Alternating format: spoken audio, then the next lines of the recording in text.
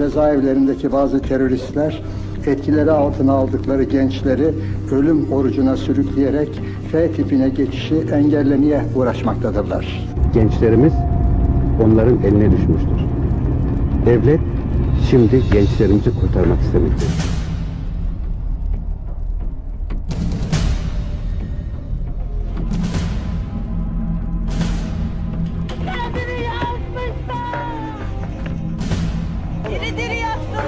Böyle bir şey olamaz, devlet böyle bir şey yapamaz, devlet oraya hayat kurtarmak için girmiştir.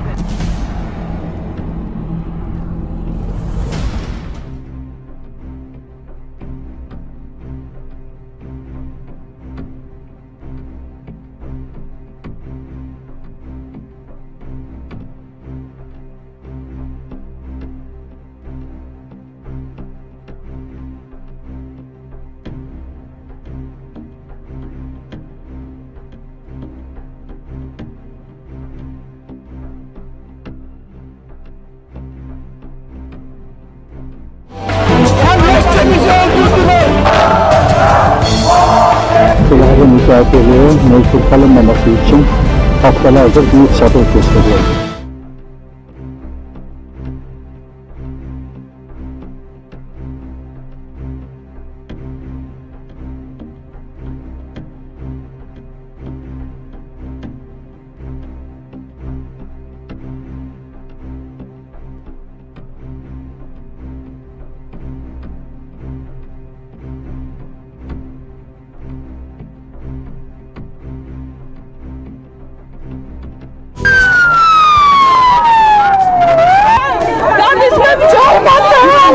Altı kişi diri diri yaktılar. Diri diri yaktılar. 6 bayan yakılarak öldürüldü. Kalleşçe bizi öldürdüler. Onlar canlılar. Tecrit ölümdür, kabul etmiyoruz diyerek ölümü yere serenlerin faşizme karşı direniş meşalesinin aydınlığıdır 19-22 Aralık 2000 tarihi. 19 Aralık 2000 sabahı Türkiye hapishaneler saldırısıyla güne başladı. 20 hapishanede aynı anda daha sabahın ilk saatlerinde Hayata Dönüş isimli katliam başlatıldı. Adına Hayata Dönüş dediler ve katlettiler. Diri diri yakarak katlettiler. Diri diri yaktılar. 28 devrimci katledildi. Merhaba Zafer, hoş geldin ölüm diyerek karşıladı onlar ölümü. 19 Aralık saldırısı AKP ile sürüyor. Direniş bayrağı bugün de bizim ellerimizde. Tutuşan bedenlerimizle yazılıyor tarih. Tutuşan bedenlerimizle yırtıyoruz zulmün karanlığını. Tutuşan bedenlerimiz Türkiye gerçeğini aydınlatıyor. Tutuşan bedenlerimiz öğretiyor dünyanın Türkiye'sindeki mücadele gerçeğini. 19 Aralık bu tarih Türkiye tarihinin dönüm noktalarından biri olarak anılacak hep. Emperyalizm ve oligarşi ya ölüm ya düşünce değişikliği dedi. Ölümle teslim almaya çalıştı devrimciliği. Ölümlerimizle meydan okuduk emperyalizme ve işbirlikçisi oligarşiye. Ya öleceğiz ya düşüncelerimizle yaşayacağız dedik.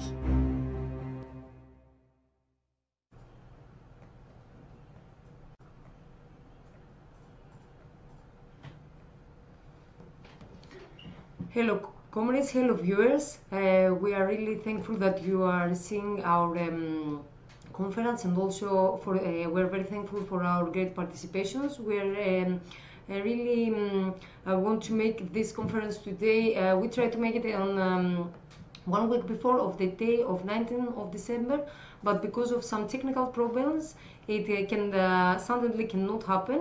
So we are here, we still be all together to commemorate the big massacre of 19 until 22 of December of 2000 in Turkish prison, and also to gather all the organizations and the people who fight for political prisoners and against the isolation all over the world. We believe that this day is the very important day because such as this massacre have never again happened in prisons all over the world. As you saw in the video, It's explained very good how was the situation those days in Turkish prison, why the Turkish state, the fascist Turkish state, make this big operation with army and with police against the revolutionary prisoners that they fight against the isolation cells of F-type that they want to make in Turkey with the death fast resistance. Death fast resistance is a weapon in the hands of the revolutionary prisoners. Today, as we speak, also in Turkey, start a new death fast resistance for Sibel Balat, the revolutionary prisoner, a fired teacher that she is unlawful inside the prison, and start this meaningful day of 19th of December 2021, a new death fast resistance against injustice and unlawfulness that exists in Turkey. Also, for supporting of demands of Sibel Balat, start also one revolutionary prisoner, social revolutionary prisoner, Gökhan Yıldırım, hunger strike to support the demands of Sibel Balat. He start in Tekirdağ prison, F-type, in 23 of December, this solidarity hunger strike. We will tell the demands of death fast. The generally is the meaning of the injustice and unlawfulness. Specifically, the demands is 7. First, put the end to the economic, social, and political pressures of the people. Second, end the prosecution of revolutionaries with anonymous witnesses. Third, let the prisoners be given books and publication unconditionally. Fourth, let the sick prisoners be released. Fifth, the right to chat, which was accepted by the Ministry of Justice with the circular number 45/1, should be fully implemented. Sixth, disciplinary penalties should be abolished with all their consequences. Seventh, it is the revolutionaries, not the state, that fight against drugs. The drug dealers and the AKP ministers who support them and collaborate should be arrested. This is the demands of the death fast resistance that started in Turkey in 19th of December of 2021. We tell also from here to all over the world that we support the demands of Sibel Balat and must be immediately be accepted for the fascist state of AKP.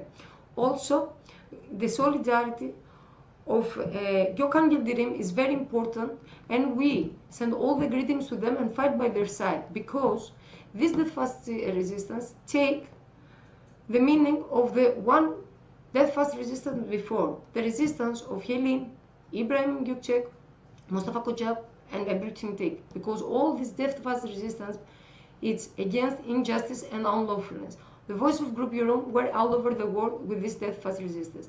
The voice of people's lawyer, everything take, were all over the world. The voice of revolutionary prisoner Mustafa Kocak were all over the world. What is the total meaning of that? We want justice. We want to make our conscience. We want to don't take penalties with secret witnesses. We want really freedom for the people of Anatolia and the whole over the world. So, we will tell some things about the death fast resistance of 2000 that spent 7 years, 2000 until 2007, and also many of our comrades, also witnesses of the big massacre, will explain for sure all the circumstances that they lived, and also all the other committees will give the solidarity meaning, and this is a great opportunity to extend the international solidarity, to give a fight all together and just isolation and injustice that backed by imperialism and fascism, because imperialism and fascism make prisons and isolate the prisoners to don't fight all together, because as outside of the prisons they won't separate the people of the world. We gather here the people to tell that we are right and we will win. We will never surrender. This was the meaning also of the death fast resistance. As we saw in the video, in the operation of 19th of December, the Turkish state, Turkish fascist state, used so many army and police to attack to the political prisoners. Many bullets thrown to the prisoners. Also, the prisoners really they throw gases to the prisoners, and also in Barabasa prison 6 of women of our comrades martyred because the fire that they give by gas and real fire. 838,335 soldiers, thousands of guards and thousands of police riot attended to this operation, and more than 20 prisoners in Turkey. The general commander give this direction for sure down of the central politic government of those times of Turkey, because it was an operation called Return to Life. They tell that this operation is Return to Life because the prisoners give this heroic steadfast resistance. They tell that they return to life and really massacred 28 political prisoners inside the Turkish prison. This is what never will be forgettable. 6 women of Barambasa prison that burned alive will never accept and forget them.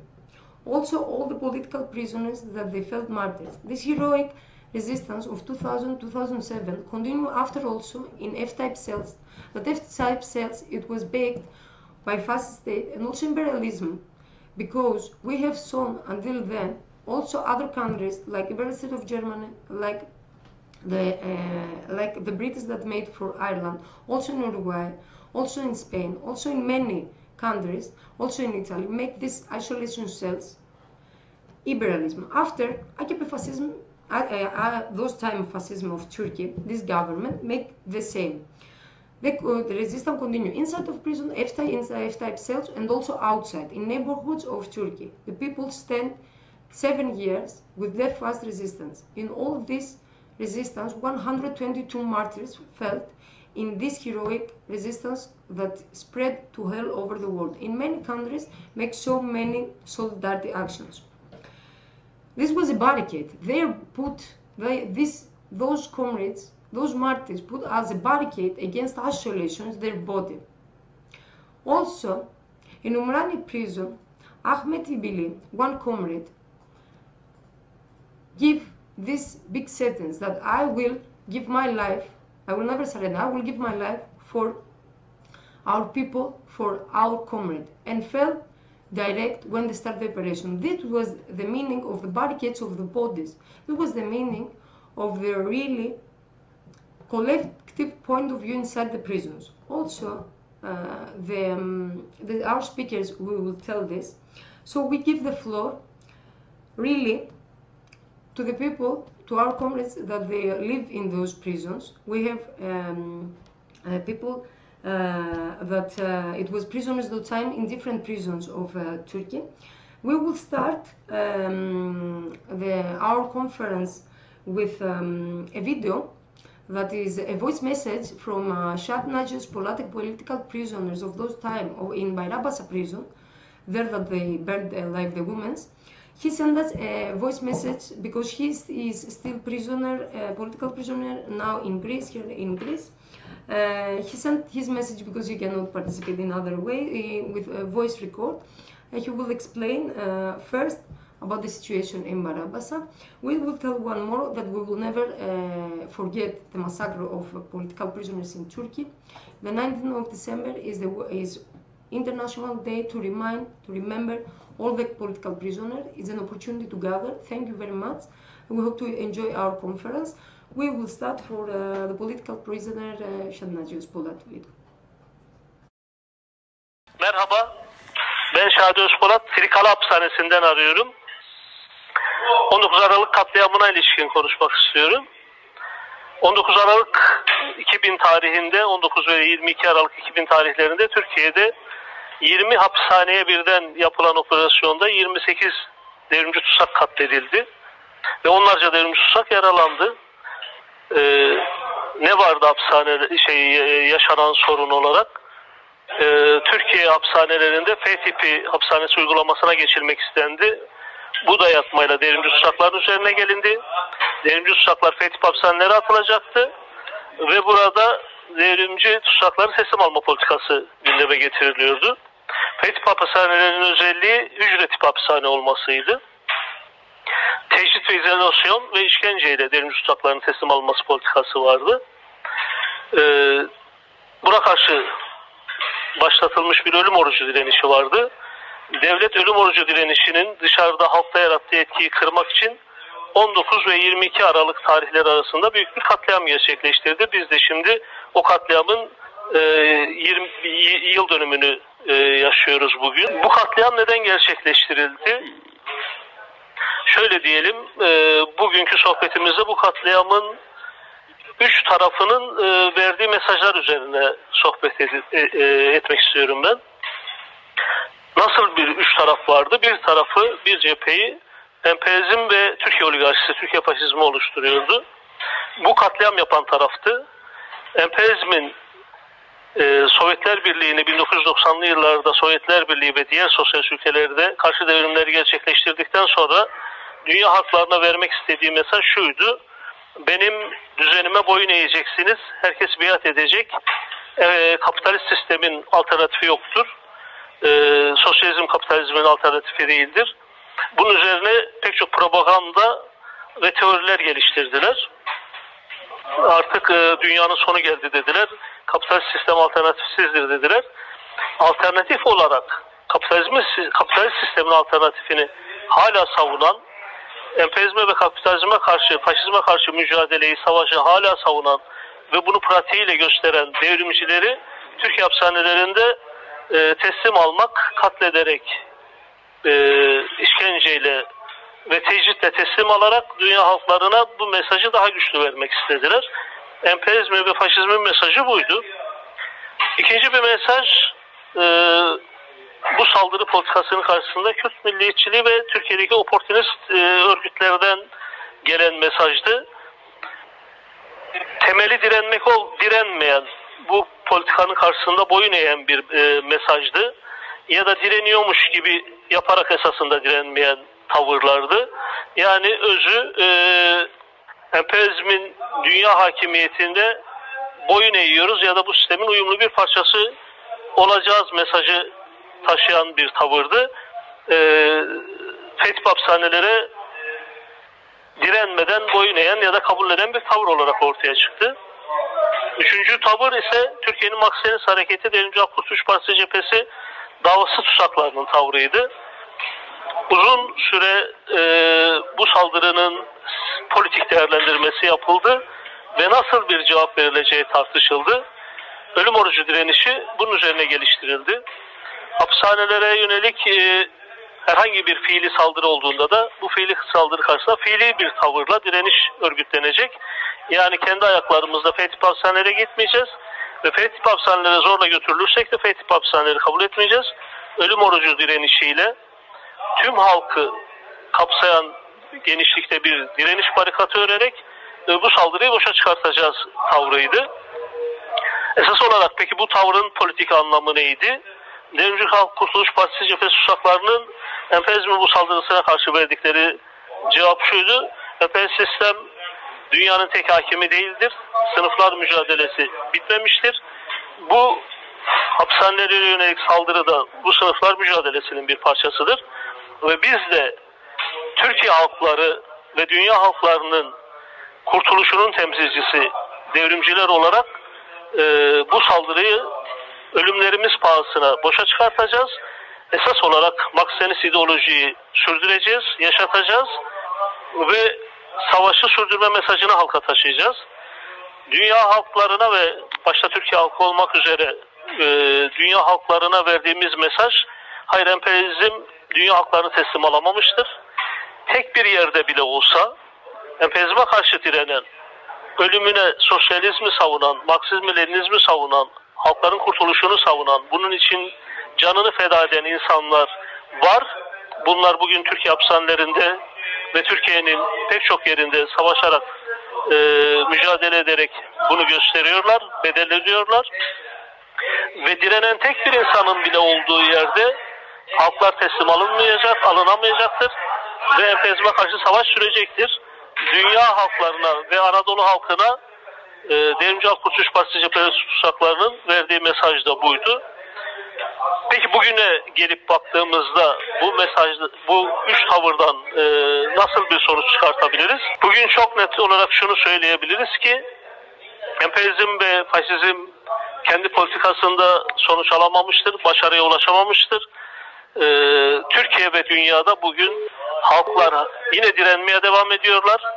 Orta Doğu'da, Suriye bunun çok somut bir örneği oldu. Emperyalizmin saldırılarına boyun eğmediler. Bugün Latin Amerika'sından Filipinlerine, Asya ülkelerine kadar dünya halkları, Fransa'dan İngiltere'ye kadar dünya halkları ayağa kalkıyor ve Amerika'ya kadar dünya halkları ayağa kalkıyor ve emperyalizmin, faşizm politikalarına karşı direnişi sürdürüyorlar. Demek ki o gün Devrimci Halk Kurtuluş Partisi cephesi tuzaklarının tespitleri doğruydu ve dünya halklarına verdikleri mesaj doğruydu ve bu mesaj yayıldı. Halklar teslim alınamaz. Emperyalizm ve faşizm olduğu sürece halkların kurtuluş mücadelesi de olacaktır. Ve bu tüm dünyaya da yayılacaktır. Emperyalist sistem dünyanın tek hakimi olamayacaktır. Emperyalist sistem dünya halklarına boyun eğdiremeyecektir. Bu mesaj bugün hayata geçti ve karşılığını buldu. Direnen bir odak o gün Türkiye hapishanelerinde Devrimci Halk Kurtuluş Partisi cephesi tuzaklarının yarattığı direniş merkeziydi. Ama o direniş merkezi Anadolu'da 3 milyon insanın ayağa kalkmasıyla ve bugün dünyada halkların ayağa kalkmasıyla karşılığını buldu ve en önemlisi doğrulandı. Evet, sınıflar mücadelesi sürüyor. Emperyalizm ve faşizm olduğu sürece sürmeye devam edecek. Halklar bugün çok daha ileri mevziler kazanmıştır. Daha büyük mevziler kazanarak başarıya ulaşacaklar. Bu vesileyle 19 Aralık'da şehit düşen ve o günden bu yana Türkiye'de ve dünyada şehit düşen tüm devrimcileri bir kez daha saygıyla anıyoruz. Onların yürüdüğü yol devrime giden halkların kurtuluş yoluydu. O yolu yürümeye devam edeceğiz. Çalışmanızda başarılar diliyorum. Teşekkürler.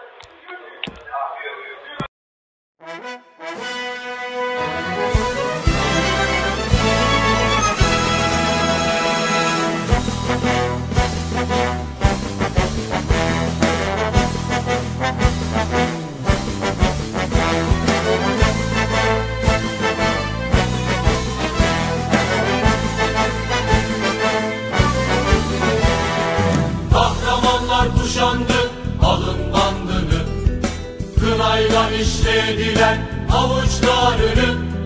Kahramanlar kuşandı alın bandını, kınayla işlediler avuçlarını. Damla damla içtiler hayatlarını. Kahramanlar ölmez, halk yenilmez. Damla damla içtiler hayatlarını. Kahramanlar ölmez, halk yenilmez. Kahramanlar ölmez, halk yenilmez.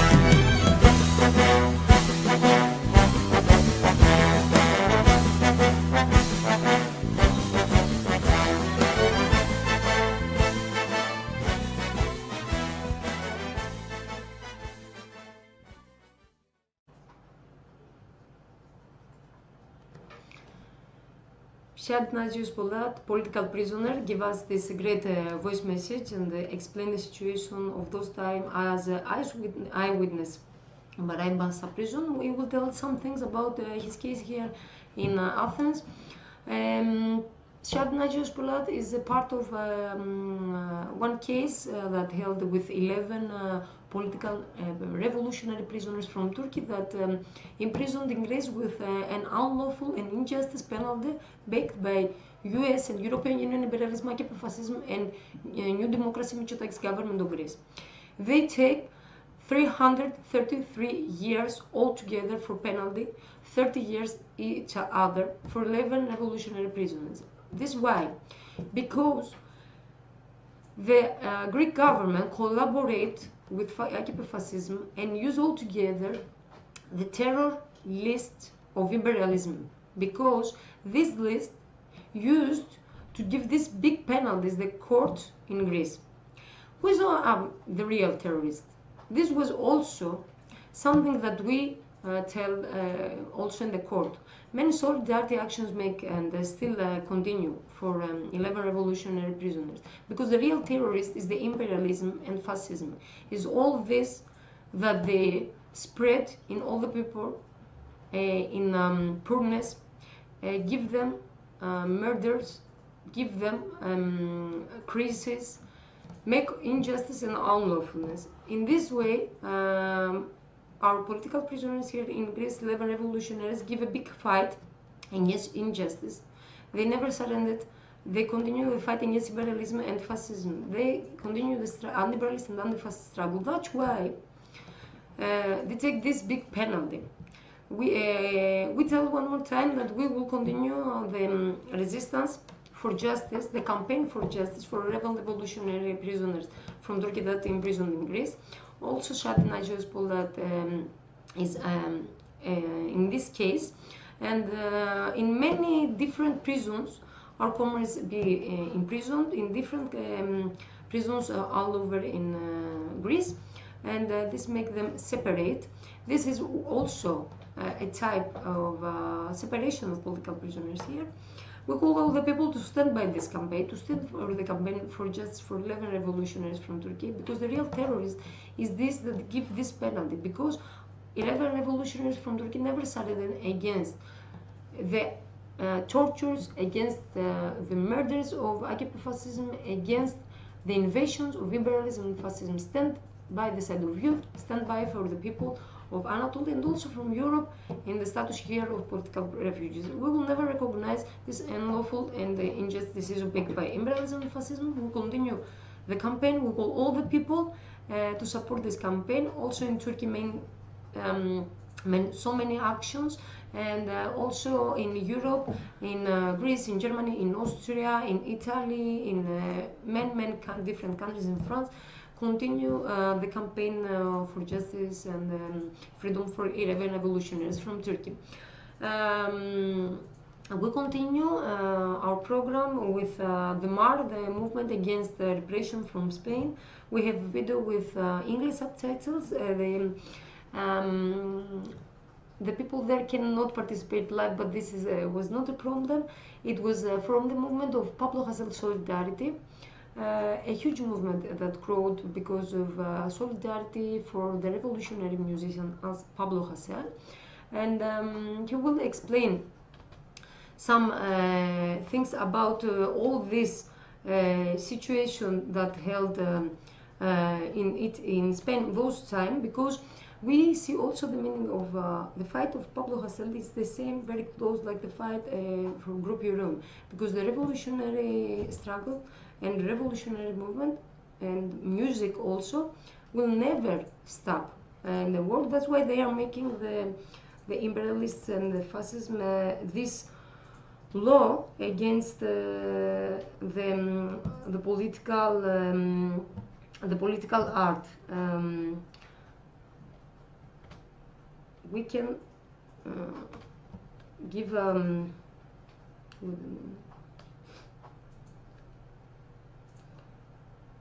we can give the floor to him, and I will explain some things about the community who speak after.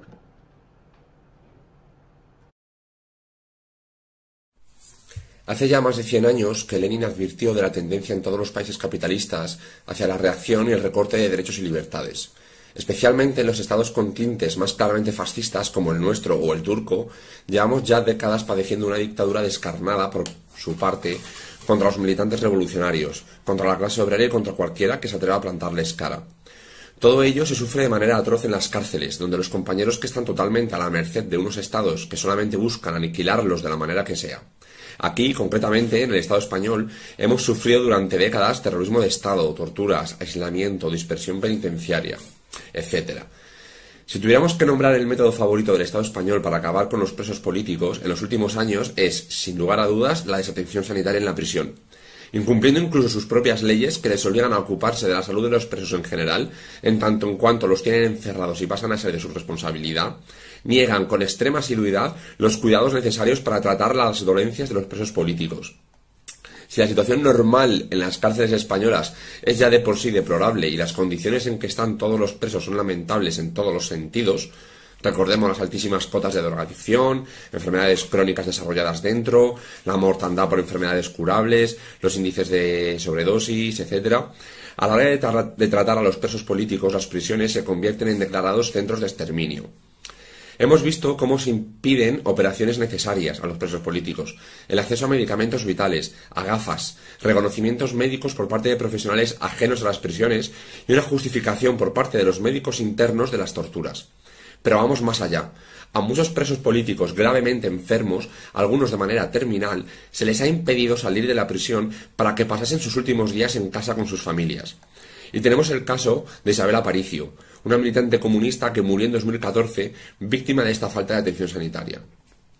Todo ello no responde solamente a la sed de venganza de estos sádicos que pretenden eliminar cualquier atisbo de rebeldía y resistencia contra su sistema de explotación y miseria. También supone un claro chantaje para todos los presos políticos. Así, el coste por no renunciar a sus principios e ideales, por mantener la lucha a toda costa y por no arrepentirse ni bajar la cabeza, es su propia salud. El Estado español tiene así una herramienta mucho más refinada que las torturas tradicionales como las palizas o el ahogamiento para presionar a nuestros compañeros presos. ¿No quieres pasar por el aro? ¿No claudicas? ¿No te rindes? No pasa nada. Te mantenemos décadas preso con cadenas perpetuas encubiertas, no permitimos que te trates tus dolencias y ya te irás debilitando y muriendo. Ese es el mensaje que nos lanzan. Por ello es muy encomiable el sacrificio y la abnegada entrega de todos los revolucionarios y antifascistas presos que, a pesar de ello y sabiendo que está en juego su propia salud, su propia vida, mantienen altas las banderas de la libertad y de la lucha. Son un ejemplo de cómo la conciencia nos ayuda a mantenernos firmes en las peores condiciones y ganarle el pulso al Estado. Y todavía hay que hacer frente a una herramienta más del Estado, el silenciamiento de todo ello. No solamente nos exterminan en la cárcel, sino que nos persiguen por contarlo y denunciarlo. Hace ya casi un año que el rapero Pablo Hasél fue encarcelado precisamente por hablar de todo ello en sus canciones y en sus tweets, por denunciar concretamente casos como el de Isabel Aparicio, por hacerse eco de la política de exterminio que este Estado lleva a cabo en las prisiones con los presos políticos. No dejan siquiera que les recordemos y que señalemos el verdadero carácter de este régimen.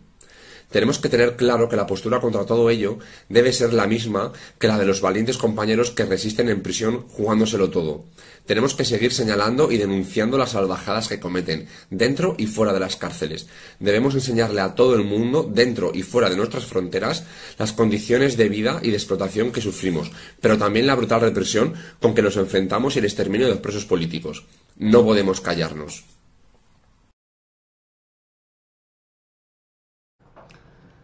We are really thankful about this message of MAR, of Movement Against Repression in Spain. Also, I will add some things that this comrade sent to us in a text.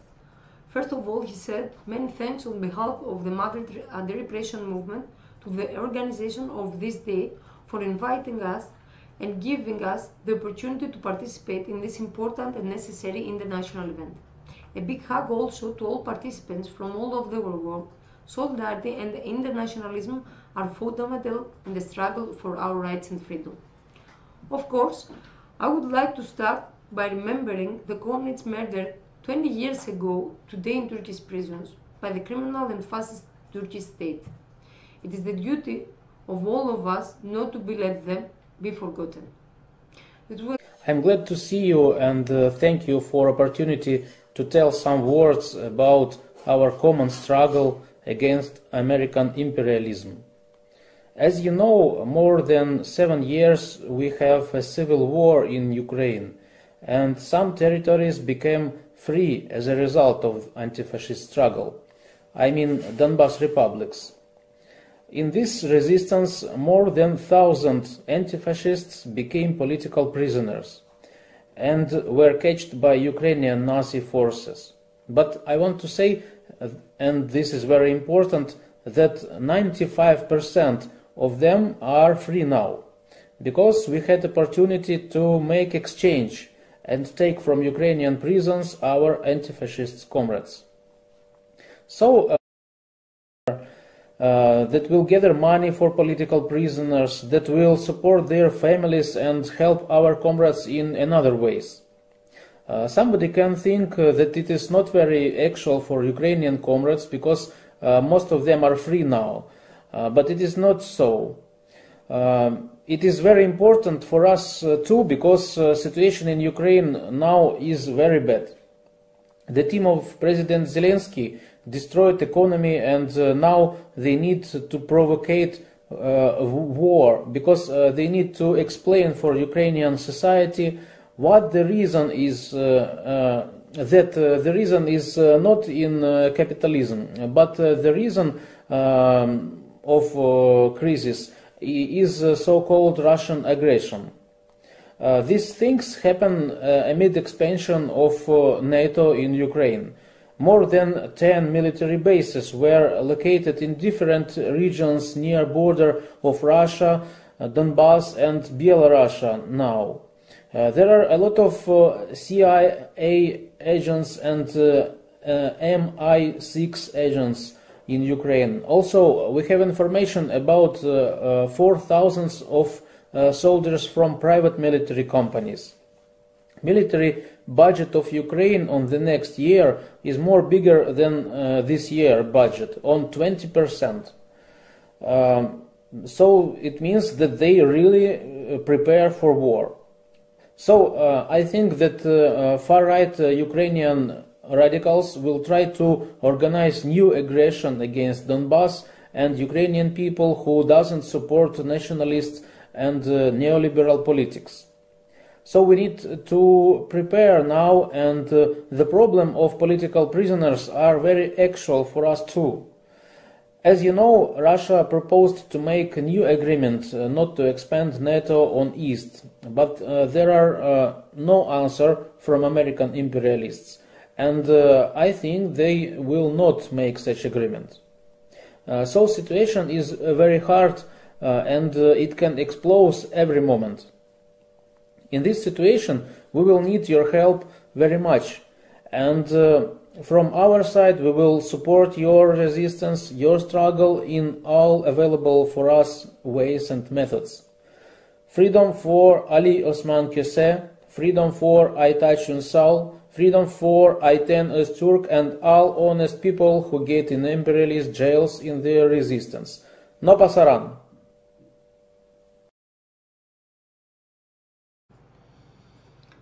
We are thankful for the participation with the video from Alexei. We will continue with the eyewitnesses. We have the opportunity to have live the Ayten Öztürk, witness of a massacre in Umrani prison those time, and also victim of tortures for 6 months in Turkey in legal situation and other tortures. She are here to discuss with us under house arrest in Turkey. She will explain all the situation. She will speak in Turkish and we will have a translation in English. Ayten abla merhaba. Hoş geldin. Çeviri için yapabilirsin. Kısa kısa konuşabilirsin. So we give the floor to Ayten Öztürk and we will have also direct translation, simultaneous translation in English.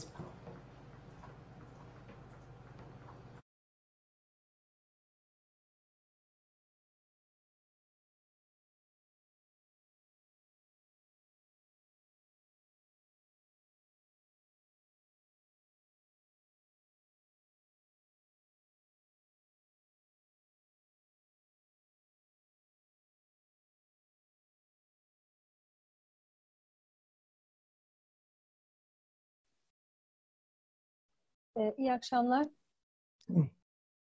19-22 Aralık deyince aklımıza yapılan 6 kadınımız geliyor. Hayata dönüş adı verilen operasyonda hapishanelerde katledilen 28 derinci tutsak geliyor.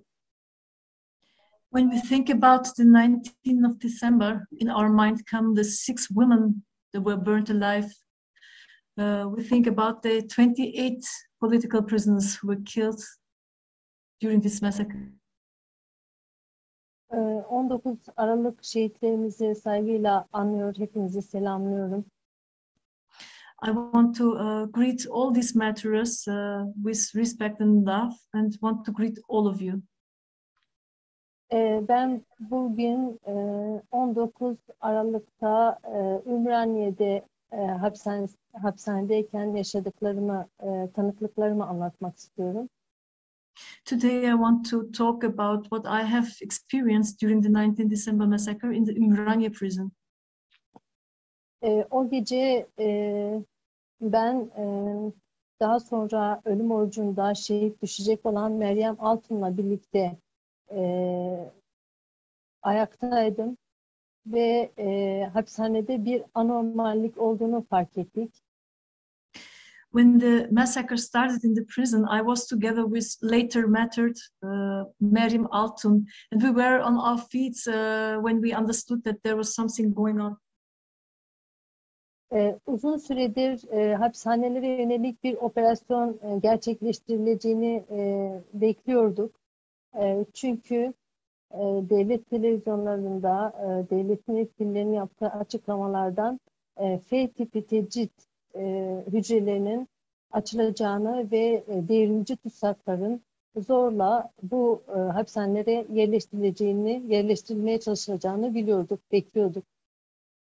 For a long time we had understood, or we had waited, expected such a big operation, because in the media of the state all the time they spoke about something like to make transfer of the political prisoners to the new installed isolation prisons called the F-type cells. F-tipi hapishaneleri halkların direnişinin önünü kesmek için, emperyalizme ve faşizme karşı mücadelenin önünü kesmek için, devrimcileri halktan koparmak için planlanan bir emperyalizm projesiydi. The F-type jails were a project by imperialism in order to end the resistance of the political and revolutionary prisoners, and also to deprive them, the revolutionaries, from the people. Özgür tutsaklar böyle bir saldırıya karşı direnişle karşılık vereceğini daha önceden ilan etmişlerdi ve 20 Ekim tarihinde de ölüm orucuna başlanmıştı. The revolutionary political prisoners already before had announced that they would confront such an attack, and that they are going to start announced that they will start with a death fast resistance on the 20th of October 2000. Ayrıca özgür tutsakların bir kısmı, özellikle ölüm orucunda olanlar, herhangi bir saldırı olursa hapishanelere yönelik kendilerini yakarak feda edeceklerini, saldırıya karşı kendilerini feda ederek protesto edeceklerini dilekçeleriyle operasyondan önce de ilan etmişlerdi. And also part of the prisoners, also of those who were on the death fast resistance, I mean those who had to protect those, wanted to protect those on the death fast resistance, had announced that they would confront such an attack, that would attack to the prisoner by burning themselves and by resisting to this cruel attack. And they had before already asked for, or told that they are being voluntaries for sacrificing themselves to protect the other prisoner comrades. Çünkü bu saldırı devrimcileri kişiliğinden arındırma, kişiliksizleştirme ve halkta devrim umudunu yok etmeye yönelik ciddi bir saldırıydı ve çok ağır kayıplar verileceğini biliyorduk. Because they knew that such an attack was in order to make prisoners giving up their revolutionary ideas, and also to take away their personality, and so they had to counter this attack. O gece arkadaşım Meryem hapishane içerisindeki özel harekat timlerini kapıdan gördüğünde ellerinde otomatik silahlar ve kar maskeleri vardı. Bize When my haber vermek için bize doğru koşarken arkasına ateş etmeye başladılar. When Meryem Altun, my comrade, saw the special units of the special forces of the military coming there to the doors of the prison by machine guns, and she wanted to warn us when she come back to us to tell us that they are standing there with heavy machine guns, they started to shoot on her from the back. Tesadüf eseri o sırada yaralanmadı ve koğuşta hızla hazırlıklarımıza başlayıp ölüm oruçlarının güvenliğini almaya başladık. Daha sonra da erkek arkadaşlarla bir araya geldik ve saldırıya karşı direnmeye başladık. And in this moment, there was nobody insured, but we very quickly went back to the cells and we started our resistance. We came together with our male comrades in the prison to decide on making the resistance, and so we started to build barricades to prepare each other. Bize saldırmaya gelen özel timlerin yüzünde gaz maskeleri vardı ve içeriye atılacak gaz maskelerinin etkisini azaltmak için pencerelere battaniyeler sıkıştırarak girişini engellemeye çalıştık. Ancak çatılardan delikler açmaya başladılar ve bombalarını çatılardan yüzlerce bomba atmaya başladılar. They came inside with the gas bombs, and they had themselves gas masks on when they threw hundreds of gas bombs on us inside these closed cells. We tried to protect each other or ourselves from this gas. We tried to close all the windows and so on, but they came then breaking through the windows and through the walls, and from the roofs they started to throw inside hundreds of gas bombs on us. İlk saldırıdan sonra biz Bayrampaşa hapishanesinde de 6 kadının diri diri yakıldığını duyduk. Onlardan bir tanesi benim yengem Yazgül Güder Öztürk'tü. Aynı hapishanede ablam Hamide Öztürk de vardı. Onun durumuyla ilgili o anda haber alamadım. And when we faced this first attack in Ümraniye prison, then we heard as well that they had attacked in Bayrampaşa prison, and they had burned 6 women alive in their cells there. And one of those was also my sister-in-law, Yazgül Güder Öztürk. And also my sister then was Hamide Öztürk. She was as well in Bayrampaşa prison in this time, but I couldn't get yet any further information about how they are doing. Daha sonra benim bulunduğum hapishanede de, Ümraniye hapishanesinde de yaralılar giderek artmaya başladı ve Ahmet İbili'nin kendini yakarak operasyonu durdurmak için feda ettiğini duydum. O bizden biraz uzaktaydı, o yüzden o anı kendim göremedim. Ama kendini feda etti. And in my prison, when I stayed in Ümraniye prison, also the number of insurers, they had increased immediately. And then we heard, though he was a little bit far from our cell, so I couldn't directly see or find it, but we heard that Ahmet İbili, who was there as well, had sacrificed himself by setting himself on fire in order to protect the others, to stop the attack. Ahmet İbili ile beraber 4 özgür tutsak orada kurşunlarla ve bombalarla katledildi. Together with Ahmet Öztürk, in total 4 prisoners have been killed by the bullets of the soldiers. Bir yerde yangın çıkarıldı ve o yangında hepimiz yanabilirdik. Uzun bir süre o yangına yakın koğuşta kaldık. Hapishanenin suları kesik olduğu için susuz ve çok yakıcı bir sıcağın ortasında saatlerce bekletildik. And in a place close to our cell, in a cell that was just next to us, they also set the cell on fire. So this fire was very long, so we could have been burnt as well there. But it was very hot inside. The whole air came all over there from the burning and from the fire. But all the water hoses were closed, so we had not water even. And this was for hours that we had to wait there in this situation. Orada 4 gün boyunca susuz ve yaralılar ilaçsız kaldı.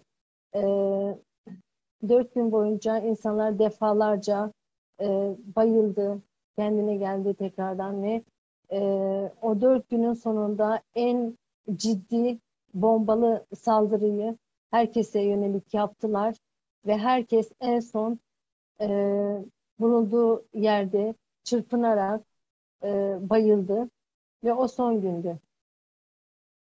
And all over these 4 days, all the prisoners, they just fainted and they came to them again and they fainted again. 4 days long, this attack has continued and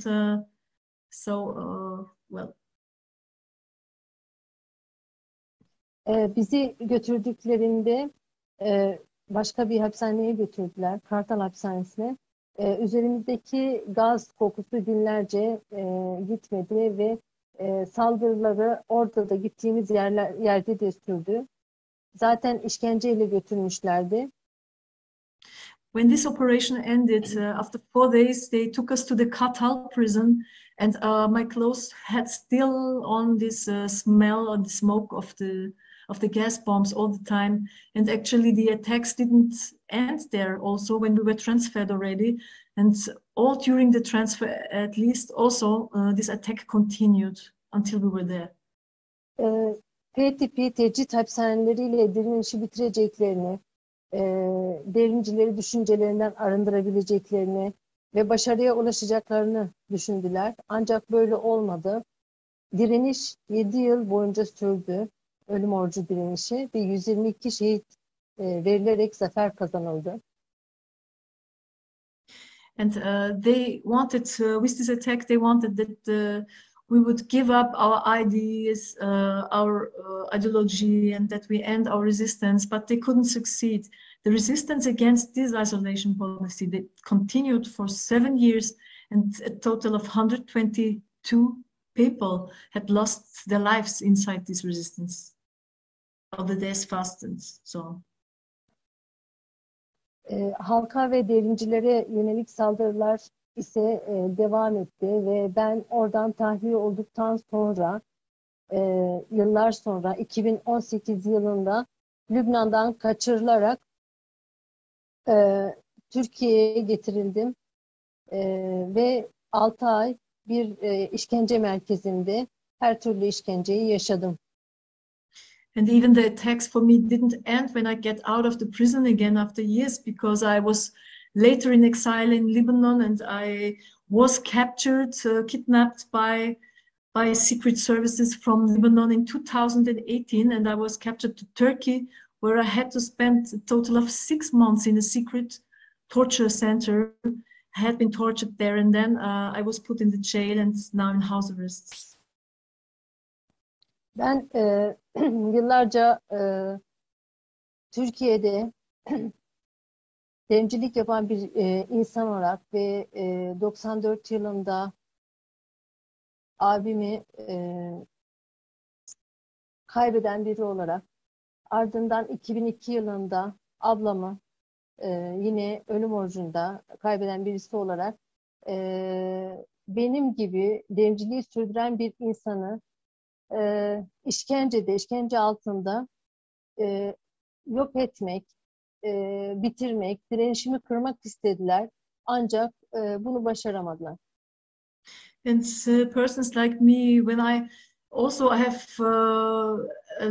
a long period, a long life of struggle in Turkey as a revolutionary, and I always faced this torture and so on.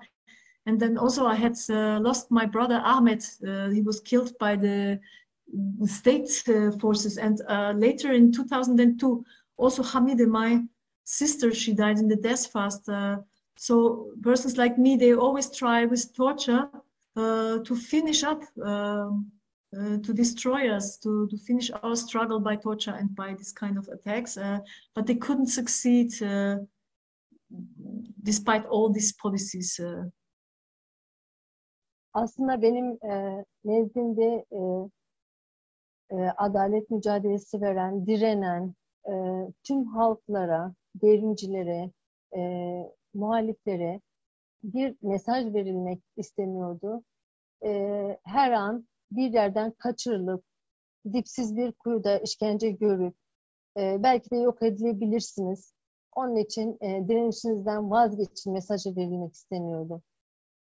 Actually, by doing that with me, by torturing me and capturing me, they wanted to give a message to all those people who are in the political struggle to say, so if you continue, we can get you, we can catch you anywhere, and we can do the same to you. We're going to kidnap you, torture you, and so on. And that's the message given, in my case, to others.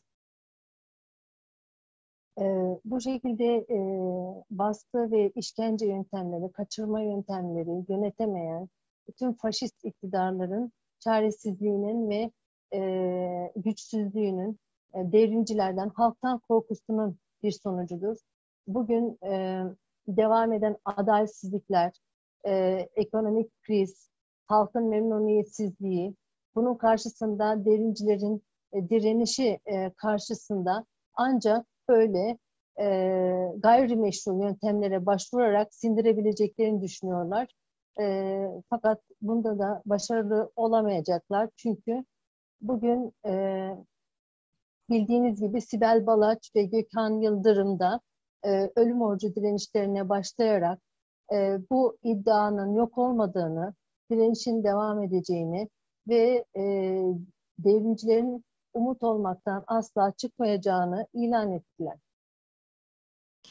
Well, this way, this politics by this government and by all the governments who are ruling with oppression, and so the way that they act against political opposition, against people, revolutionaries, to intimidate, this kind of illegitimate and illegal methods that they are using is just the expression of their crisis economically and politically. It's just the expression and reflection of their helplessness in order to hide their crisis and their problems. And so they try to rule with that illegitimacy and with this violence against people who are resisting. And but they will not be able to succeed with this. They are not going to succeed with their politics to silence the people's voices against injustice. 6 aylık işkenceden halkın, yoldaşlarımın sahiplenmesi sonucunda bulundum. Daha sonra 3,5 yıl tutsak kaldım. Ve yine aynı sahiplenmeyle tutsaklıktan tahliye edildim. Ancak ev hapsiyle tahliye edildim. Şu anda ev hapsindeyim ve ev hapsine karşı hukuki bütün yolları deneyerek ev hapsinin kaldırılması için direnmeye devam ediyorum. Well, I was with the support, with the voices, with the campaign of all my comrades and people. When I was in, when I had disappeared, when I was in this torture center, I could get out again there. And then I spent 3.5 years in the prison unjustly. And also with the support of my friends, with my people, I could get out there. But unfortunately, when I was released, I was just released in house arrest, where I'm now for already over 6 months. And now I'm doing a campaign to get out of my house arrest again. Baskılara, saldırılara, zulme, işkencelere karşı hiçbir dönem sessiz kalmadık, direndik. Daha önce nasıl direndiysek bugün de direnmeye devam ediyoruz ve biz kazanacağız diyoruz. So we had resisted all this repression, oppression, and injustices. As we did in the past, we were going to do that also from now, recently, and we continue with this. And we know very well that we are right, and so we are going to win. Thank you.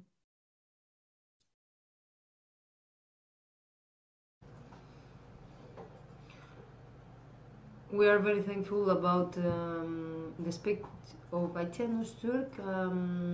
We have this very important discussion with the witnesses, the eyewitnesses of the different prisons in Turkey. We will continue. We have in our program some participants that accidentally they cannot participate, but it was also our honor to have it together. It was the other participant that cannot participate. It was Mehmet Güvel, a member of Tayyad, the former death faster and witness of massacre in Bayrambar prison.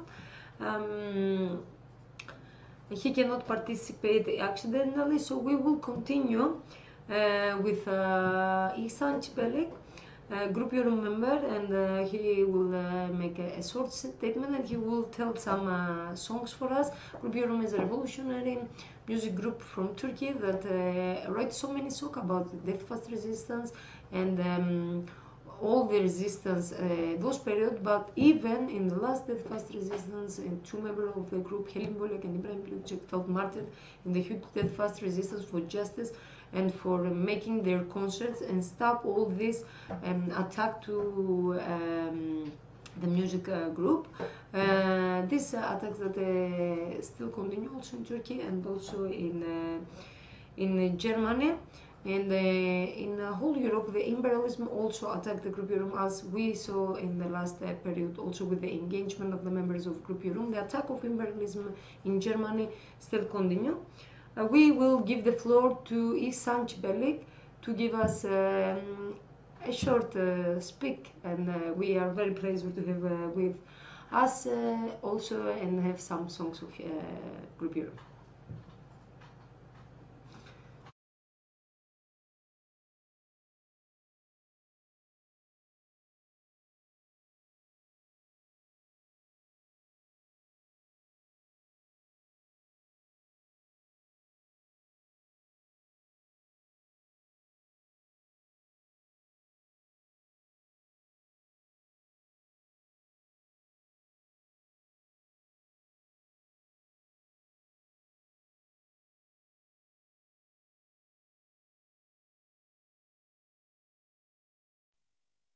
İhsan abi merhaba.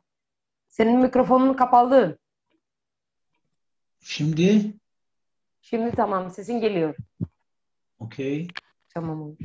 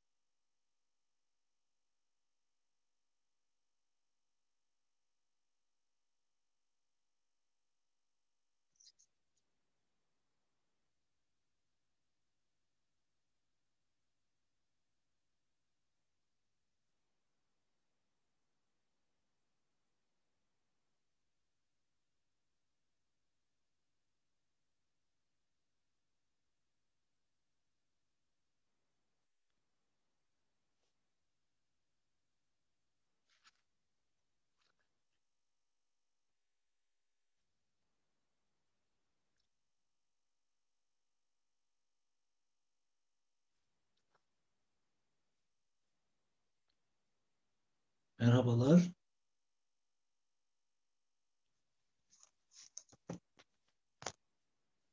Başlayayım mı? Evet abi, başlayabilirsin.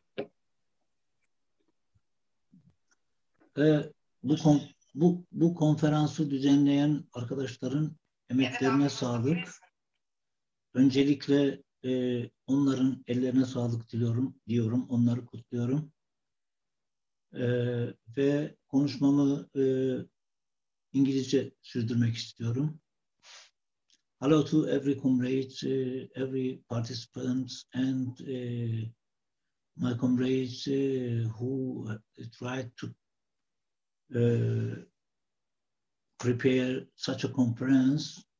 It is very, very important in those days to remind, to not to forget the massacres of the fascism and imperialism, and not to forget the policies of the imperialism and fascism against revolutionaries. I myself was also in prison in 1922 December on 2000. I was in Çanakkale prison, and yeah, my comrades has been given informations about the situation, the death strike, death fast, and the purpose of that fast, the purpose of the resistance, and they attacked the theme of the spirit of the attack against Turkish revolutionaries. They give general information about them. I just myself want to combine the facts that with our art also, with our music also, because everybody asks us, what do you choose as a source of your art? Group Yorum gives the answer. In general, the class struggle is our main source to create our art, but it's not a general thing. It's also the thing that we are physically in, and we are participating all the events in this struggle. So in this great resistance, I was also had a chance to participate in fourth team of Death Fast in this great struggle. And I want to tell an important memory. I remember my comrades Ibrahim Erler. He was also the member of the fourth team in Tekirdağ F-type prison. And as you have been informed about the sacrificers who are before the operation, who wrote letters to the ministry of to the ministries that if you make military operation to stop this operation, we will burn our bodies, we will sacrifice ourselves. Don't do it. But they had realized the operation, and our comrades, first Fidan Kalşen in Çanakkale prison sacrificed herself, and Ahmet İbili and the others. 28 of our comrades has been killed in this attack. And Ibrahim Erler, the resistance was continued. The fascism cannot stop the resistance. Even they realized the operation, they killed us, they tortured us, and they put us all to the F-type prisons. But in F-type prisons, the struggle, the resistance had been continued, because in the first team was fourth team, and I was also participating in this team. Ibrahim Erler it was also one of the participants of this team. The struggle also was continued in outside. Our families organization, TAYAT, also they had done everything in legitimate, in democratic ways, but at last they decided to put their bodies in death fast also, and they chose the small region in Istanbul, Küçük Armutlu, a place, Küçük Armutlu, they were resisting there in small houses, but and the prisoners who had been forced to eat or who had been medically forced, they went out and they go directly to Küçükarmutlu to continue this struggle. In Küçükarmutlu was the point of the resistance in outside. But the police, the fascist police, the system had decided to attack there and to finish the resistance in outside also. We had heard the attempt to operate there to finish the resistance outside in the prison by TVs. And we also, like the premier comrades, we also write lots of letters to ministries to say that if you operate there, if you make military operation, if you force them to finish by guns, etc., we will burn our bodies to stop this operation. And one day, in the night, we heard the slogans that Ibrahim Eller is immortal. That means Ibrahim Eller had sacrificed himself. And after Ibrahim, with my comrades, we wrote a song, we wrote a lyric, and then I made a song in the cell, and then I have sent it to our comrades, to Group Yorum, and they also arranged and put it in an album. Yeah, this is just one example that in this struggle, our songs are grown up in this struggle, in the class struggle of Anatolian people and all the peoples all over the world. I want to also to mention the Marash and Roboski. Today's also the anniversary of these massacres. Marash massacre had been realized in 1978 in Turkey by fascist regime, and also the CIA members organized in Marash, and lots of people killed, neighbors were killed there. And also in Roboski, the military forces, AKP fascism, had decided and planned the massacre. 34 villagers had been killed. I now, in the respect of their these people, and the respect of their memory, I want now to play a song which we created about Ibrahim. I will sing it now, and I now just want to say that the struggle in prisons and in everywhere will continue because we are, being Group Yorum, not just following the developments, but especially being tortured and being captured to prison.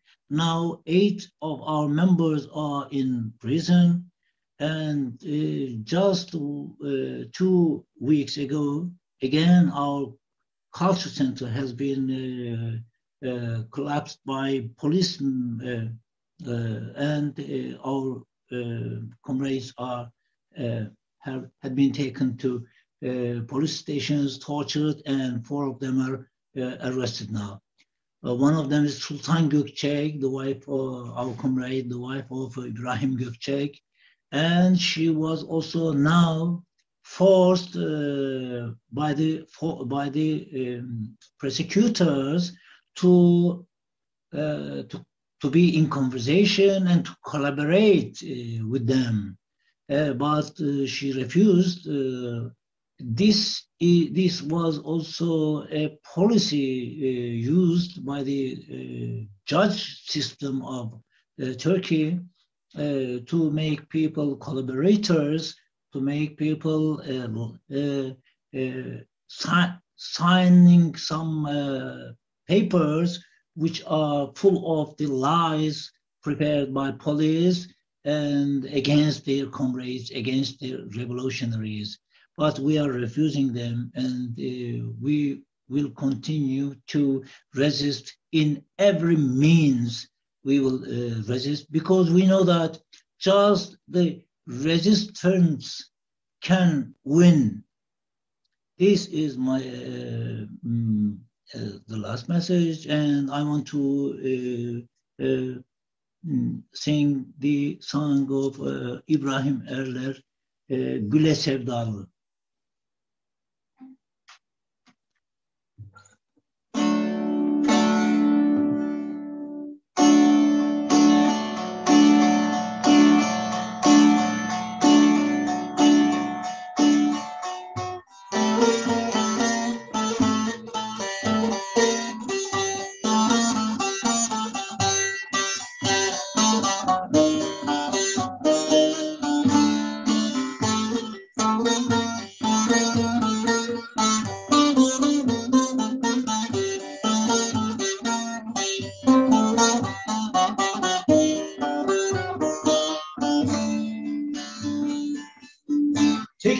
Tekirdağ'ında bir çoban ateşi yanar, zindanında özgürlüğe baş bağlayanlar,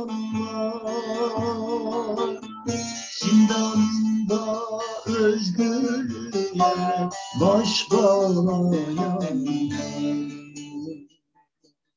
Hüzlesinde bir çingene, dudağında bir dalı. Hüzlesinde bir çingene, dudağında bir dalı. Güle sevdalı, güle sevdalı, güle sevdalı. Oy güle sevdalı, güle sevdalı, güle sevdalı.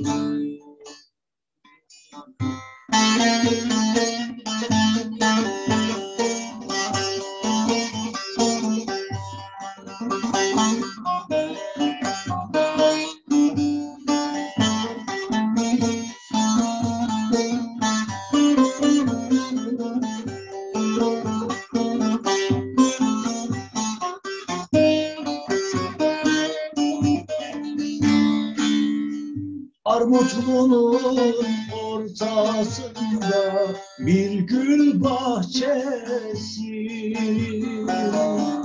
çingenemin hüzresine sığmaz yüreğim, çingenemin hüzresine sığmaz yüreğim.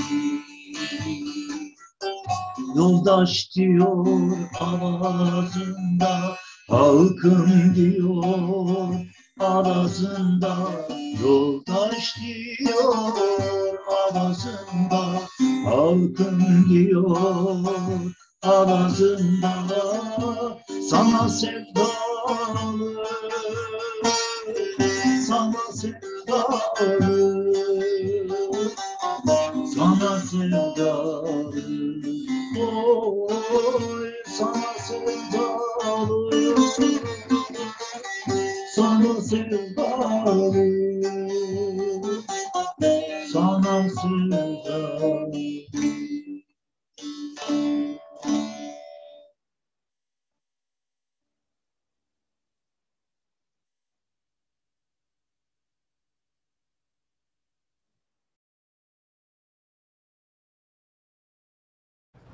thank very much İhsan Çiperlik, the group you remember.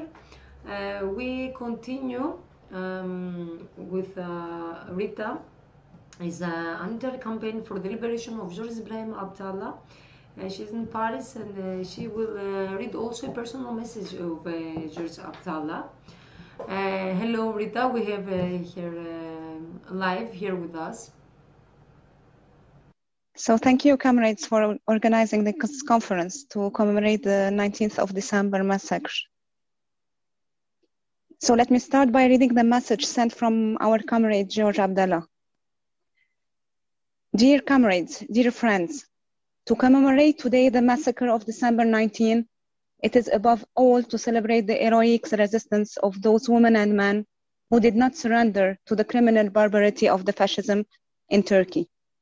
Braving the fire and bullets of the assassins, burned alive or asphyxiated under the bombs, they affirmed their unwavering will to defend their revolutionary conviction, to fight relentlessly against F-type isolation cells, and to pursue their hunger strike to the end. Through their determination, they were recognized as torches of struggle, guiding our different paths of the revolutionary to victory.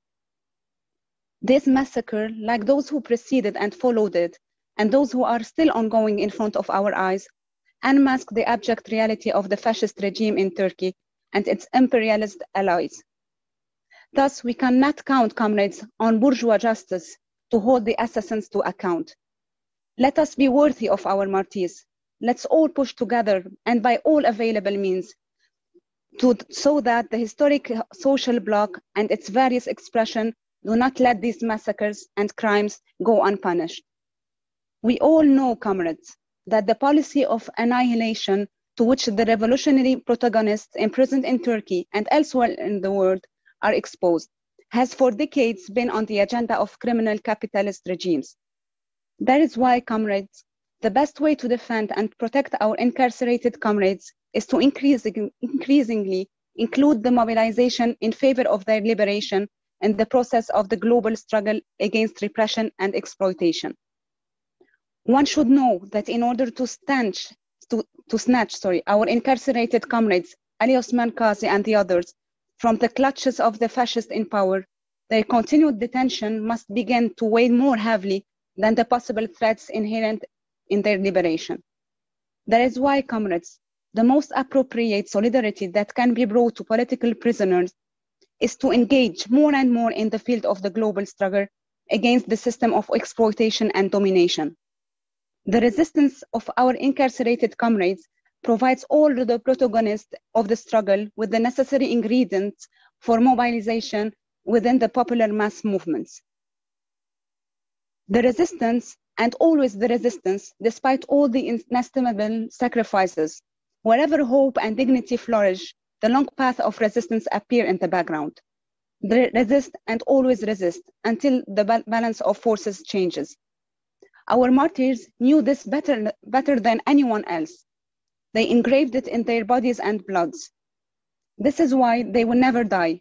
They will remain forever present in our hearts like inexhaustible flames, illuminating our different paths of struggle and reinforcing our determination in difficult moments. Honor to the martyrs and peoples in struggle.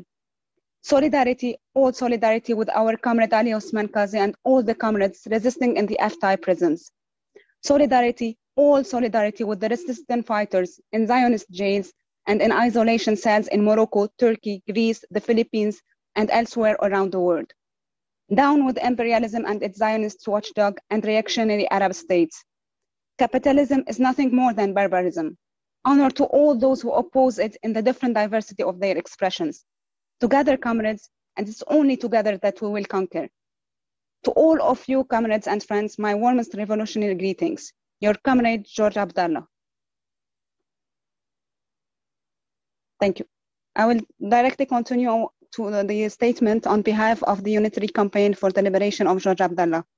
Let's start by, that would like to thank you for organizing this conference and for letting us participate. So solidarity, all solidarity with the resistant fighters in Zionist jails and in isolation cells in Morocco, Turkey, Greece, the Philippines, and elsewhere around the world. Those who know this slogan will associate it instantly and automatically with George Abdallah. It is indeed one of the key slogans which for years has clothed each of our comrade statesmen. For George Abdallah, this slogan is not just words. As with all the fights he has led throughout his life, words inevitably go hand in hand with acts. This dialectic of theory and practice punctuates the whole of his experience and his struggle. We no longer count the occasions, not only before but also during his very long years of detention, where this proclaimed solidarity was reflected into acts. Solidarity, all solidarity with the resistant fighters in isolation cells in Turkey. George Abdallah still calls today for this solidarity. He had chosen in particular to make it concrete in 2001. He went on hunger strike from the 9th to 15th of July 2001 in continuity of the solidarity movement with the struggle of the revolutionary prisoners in Turkey. For him, it was also a matter of denouncing the barbarity of the Turkish fascist regime, of giving his full support to the heroic struggle of the alive martyrs. On the 14th of July, he called for a day of anger and mobilization in favor of the resistance engaged by the comrades in Turkey. It was about uniting inside and outside the walls to bring the just demands of the political prisoners of Turkey against the prison repression of F-type isolation cells, to denounce all forms of torture and repression initiated by the Turkish state and its security court under cover of so-called anti-terrorism laws. Finally, it was about unmasking all the collaboration of the pseudo-democrats with the Turkish fascist regime, and especially the deafening silence even within our ranks. This commitment, alongside the torches of freedom and unbeatable heroes, as George Abdallah likes to call his comrades prisoners, was also illustrated at the time in the will of constituting a community of struggle,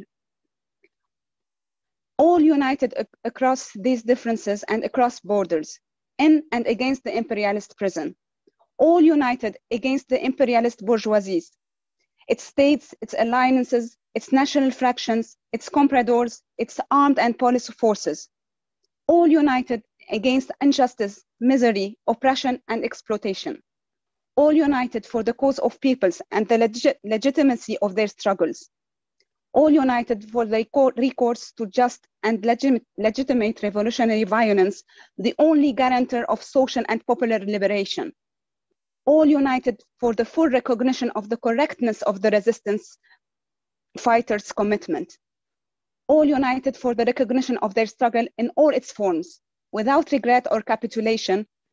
There is two slogans that can accompany the famous "We have reason to revolt," and they are the following: defending one of us is defending us all. Attacking one of us is attacking us all.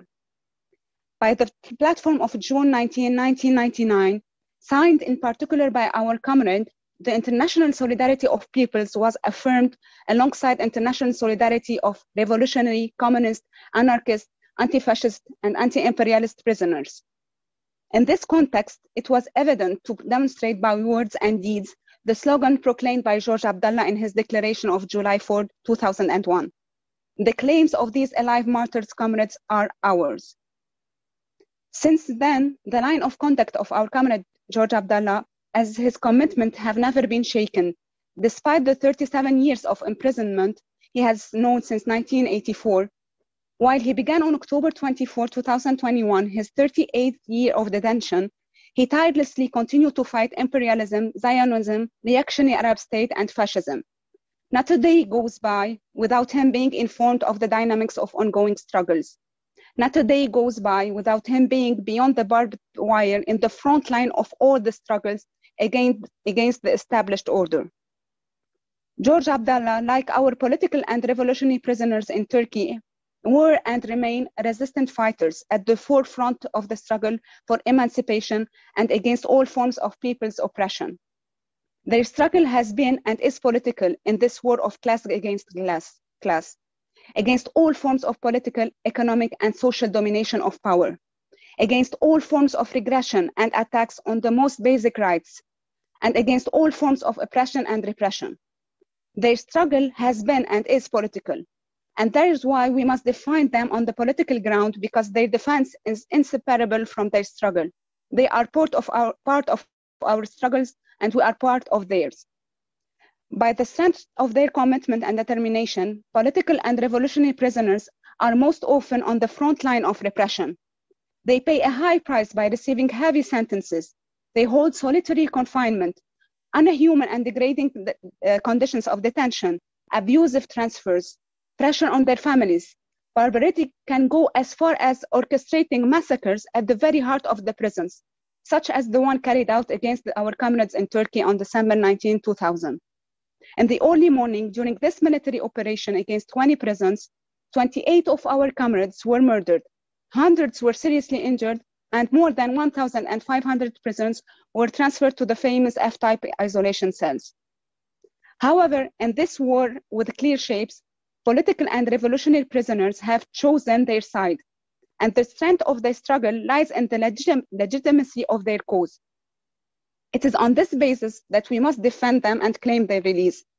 It is by fully recognizing ourselves in their political identity, in all their political identity, anti-imperialist, anti-capitalist, anti-Zionist, and anti-fascist, against the reactionary states, and in this case, against the Turkish fascist reactionary state, for the end of colonialism and exploitation, in support of the national liberation struggles, and in particular that led by the flame of the resistance for a free and victorious Palestine, from the sea to the river, in support of the people's struggles, their resistance by all means, and in particular through armed struggle. In this openly declared war, yesterday as today, we stand with our imprisoned comrades, and if there is indeed a principle that we set ourselves when claiming their release, it is that of their political commitment that they have never stopped claiming day after day, as our comrades in Turkey do, and as George Abdallah has been doing since that little eternity of life imprisonment. George Abdallah, and with him all the political and revolutionary prisoners from Turkey, Palestine, India, and elsewhere, are our comrades. They are driven by the spirit of rebellion, and they continue to demonstrate day after day that if there is indeed a right to claim, today like yesterday, it is certainly the right to revolt, but also not to surrender. To be detained, that is not the matter. The real matter is not to surrender. Not to surrender by analyzing as closely as possible the state of the imperialist forces and fighting their plans of plundering and domination. Not to surrender by fighting the moribund capitalist system, which is nothing more than barbarity. Not to surrender by consolidating internationalism and solidarity between oppressed people. Not to surrender by turning the courts and jails of the enemy into revolutionary tribunes. Not to surrender by standing up so that another future is not only possible but necessary. Not to surrender by remaining convinced and determined that it is according to a certain balance of forces that we will succeed in tearing our political and revolutionary prisoners from the scratches of the enemy for victory or victory. Long live the resistance of revolutionary prisoners in Turkey. Freedom for George Abdallah, freedom for Ali Osman Kosi, freedom for all Palestinian prisoners and for all revolutionary prisoners. Immediate and unconditional lifting of the house arrest of Ayten Öztürk. Solidarity, all solidarity with the revolutionary prisoners in Zionist jails and in isolation cells in Morocco, Turkey, Greece, the Philippines, and elsewhere around the world. Honor to the martyrs and peoples in struggle. Down with imperialism and its Zionist watchdogs and reactionary Arab states. Capitalism and imperialism are nothing more than barbarism. Honor to all who oppose it by all the possible means. Together, comrades, and it's only together that we will conquer. Thank you very much. We are really thankful about this speech, Rita. We will continue with Political Prisoners Network of Hamburg. The message will be in German, and if you can comrade that he is here, make short breaks for the translation text. Thank you very much. So give the floor to Hamburg Political Prisoners Network.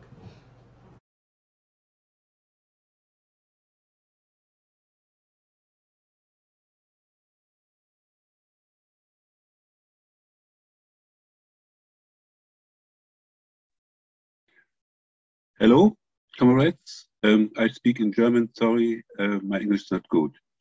Freiheit für Ali Osman Köse. Ali ist ein politischer Gefangener und Genosse, der in der Türkei seit über 40 Jahren für einen sozialistischen Staat kämpft. Er befindet sich deshalb seit 37 Jahren in Gefangenschaft. Freedom for Ali Osman Köse. Ali Osman Köse is a political prisoner and comrade who has been fighting for socialist state in Turkey for over 40 years. Therefore, he has been imprisoned for 37 years.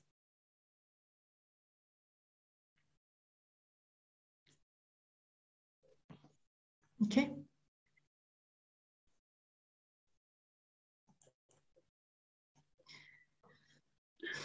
Seine Inhaftierung begann am 12. September 1980 in der Zeit der von den NATO-Staaten unterstützten Militärjunta.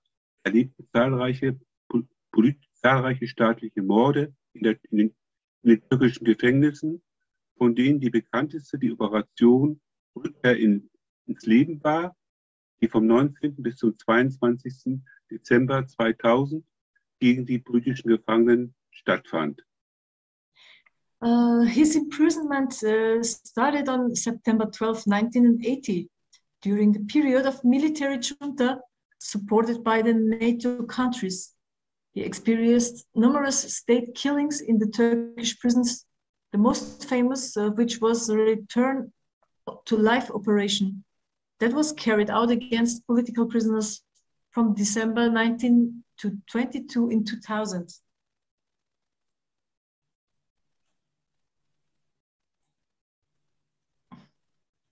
Okay.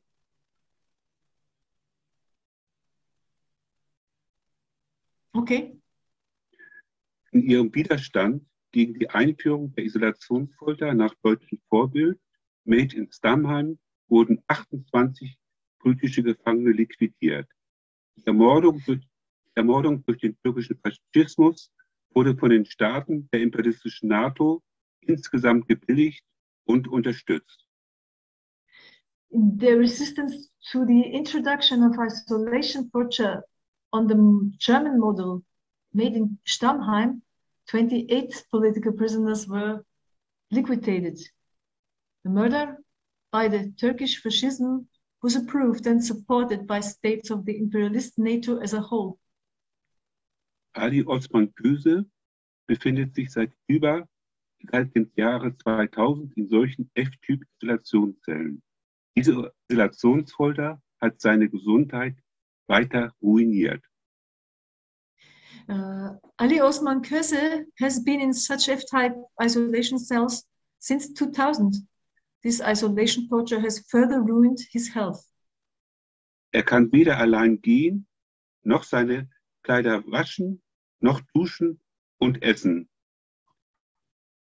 An independent medical report confirms that he cannot stand up without holding on something or being helped by someone. He cannot walk on his own, nor wash his clothes, nor shower or eat. Obwohl sich sein Gesundheitszustand in der Situation verschlechterte und er nicht gehen kann, erklärte das Institut für Gerichtsmedizin, dass er im Gefängnis bleiben muss, obwohl er ein 9 cm großes Krebsgeschwür in der Niere hat. Eine sofortige Behandlung nötig ist, wird dieses absichtlich verhindert. Although his health deteriorated in isolation and he cannot walk, the institution of forensic medicine stated that he must remain in prison. Although he has a 9 cm cancer in his kidney and immediate treatment is needed, it has been deliberately prevented. Geht schon, hörst du? Ja. Zusätzlich hat er Probleme mit dem Gedächtnis, was dazu führt, dass er nicht mehr daran erinnert, wann er seine Medikamente einnehmen soll. Ja? Er hat Hör-, Seh- und Blutdruckprobleme. In addition, he has problems with memory, which causes him to not remember when to take his medications. He has hearing, vision, and blood pressure problems. Okay, you kannst schon. Ja. Deshalb braucht er ständig Hilfe. Die Gefängnisumgebung und die komplett weiße Zelle verschlimmern seinen Zustand noch weiter. Therefore, he needs constant help. The prison environment and the all-white cell further aggravate his condition. Diese Situation erinnert uns an Katharina Hammerschmidt aus der Bundesrepublik Deutschland. Eine Genossin, die gegen Mitgliedschaft in der Roten Armee-Fraktion sich 1972 der Polizei stellte, aber selbst nicht zu einer bewaffneten Stadtguerilla-Gruppe gehörte. The situation reminds us to Katharina Hammerschmidt from the Bundesrepublik Deutschland, FRG, a comrade who turned herself into the police in 1972 for alleged membership in the Red Army faction, but was not herself a member of an armed urban guerrilla group. Sie starb 1975 kurz nach ihrer Haftentlassung. Trotz eindeutiger Röntgenfotos hatten die Knastärzte einen Tumor übersehen, für dessen erfolgreiche Behandlung es nach der Entlassung zu spät war. She died 1975, shortly after her release from prison. Despite clear X-ray photos, the prison doctors had overlooked a tumor. It was too late to treat it successfully after her release. Yes, okay. Das aber war kein Einzelfall, denn auch heute werden weiterhin deutsche Gefangene trotz angegriffener Gesundheit festgehalten. Aktuell wird der krebskranke Rebell Andreas Krebs nicht freigelassen, der in einem italienischen Knast eingesperrt ist. This was not an isolated case, however, as German prisoners continue to be held today despite their failing health. Currently, the cancer-stricken rebel Andreas Krebs, who is locked up in an Italian prison, is not being released. Hier in der Metropole Bundesrepublik Deutschland werden viele linke, kurdische und türkische Aktivistinnen inhaftiert, weil sie auch die wirtschaftliche und militärische Zusammenarbeit der Türkei und der Bundesrepublik Deutschland politisch angreifen. Here in the metropolis of Bundesrepublik, FRG, many leftist Turkish and Kurdish activists are imprisoned because they are also politically attacked the economic and military cooperation of Turkey and Germany. One of them is Musa Aşoğlu, who has been sentenced to 6.9 years in prison. Okay, er ist seit 5 Jahren einer starken Zensur ausgesetzt, sodass er seine Stimme nur eingeschränkt, zum Beispiel für Ali Özman Köse, erheben kann. Die Bundesrepublik ist nach der USA der wichtigste Verbündete der Türkei. Das heißt, ohne die deutsche Unterstützung würde die jetzige faschistische Regierung nicht existieren. He's exposed to a strong censorship for 5 years so that he can raise his voice only limited, for example, for Ali Osman Köse. After the USA, Germany is Turkey's most important ally, which means that without German support, the current fascist government would not exist. Es ist deshalb wichtig, sich auch hier in einem der Zentren des Imperialismus sich für Ali Osman Köse zu engagieren. Freiheit für Ali Osman Köse, Freiheit für alle politischen Gefangenen, hoch die internationale Solidarität, Netzwerk für alle politischen Gefangenen, Hamburg. Therefore, it is important to get involved for Ali Osman Köse also here in one of the centers of imperialism. Freedom for Ali Osman Köse, freedom for all political prisoners. Long live international solidarity. Network Freedom for All Political Prisoners, Hamburg. We are thankful for the participation of political prisoners with Network in Hamburg. We will continue for our program with a comrade from Philippines, from the mic from Migrante Austria. He will express also the solidarity and tell some things also about the situation in Philippines and all the situation about the fascism of Duterte. Hello, hello. Greetings to all.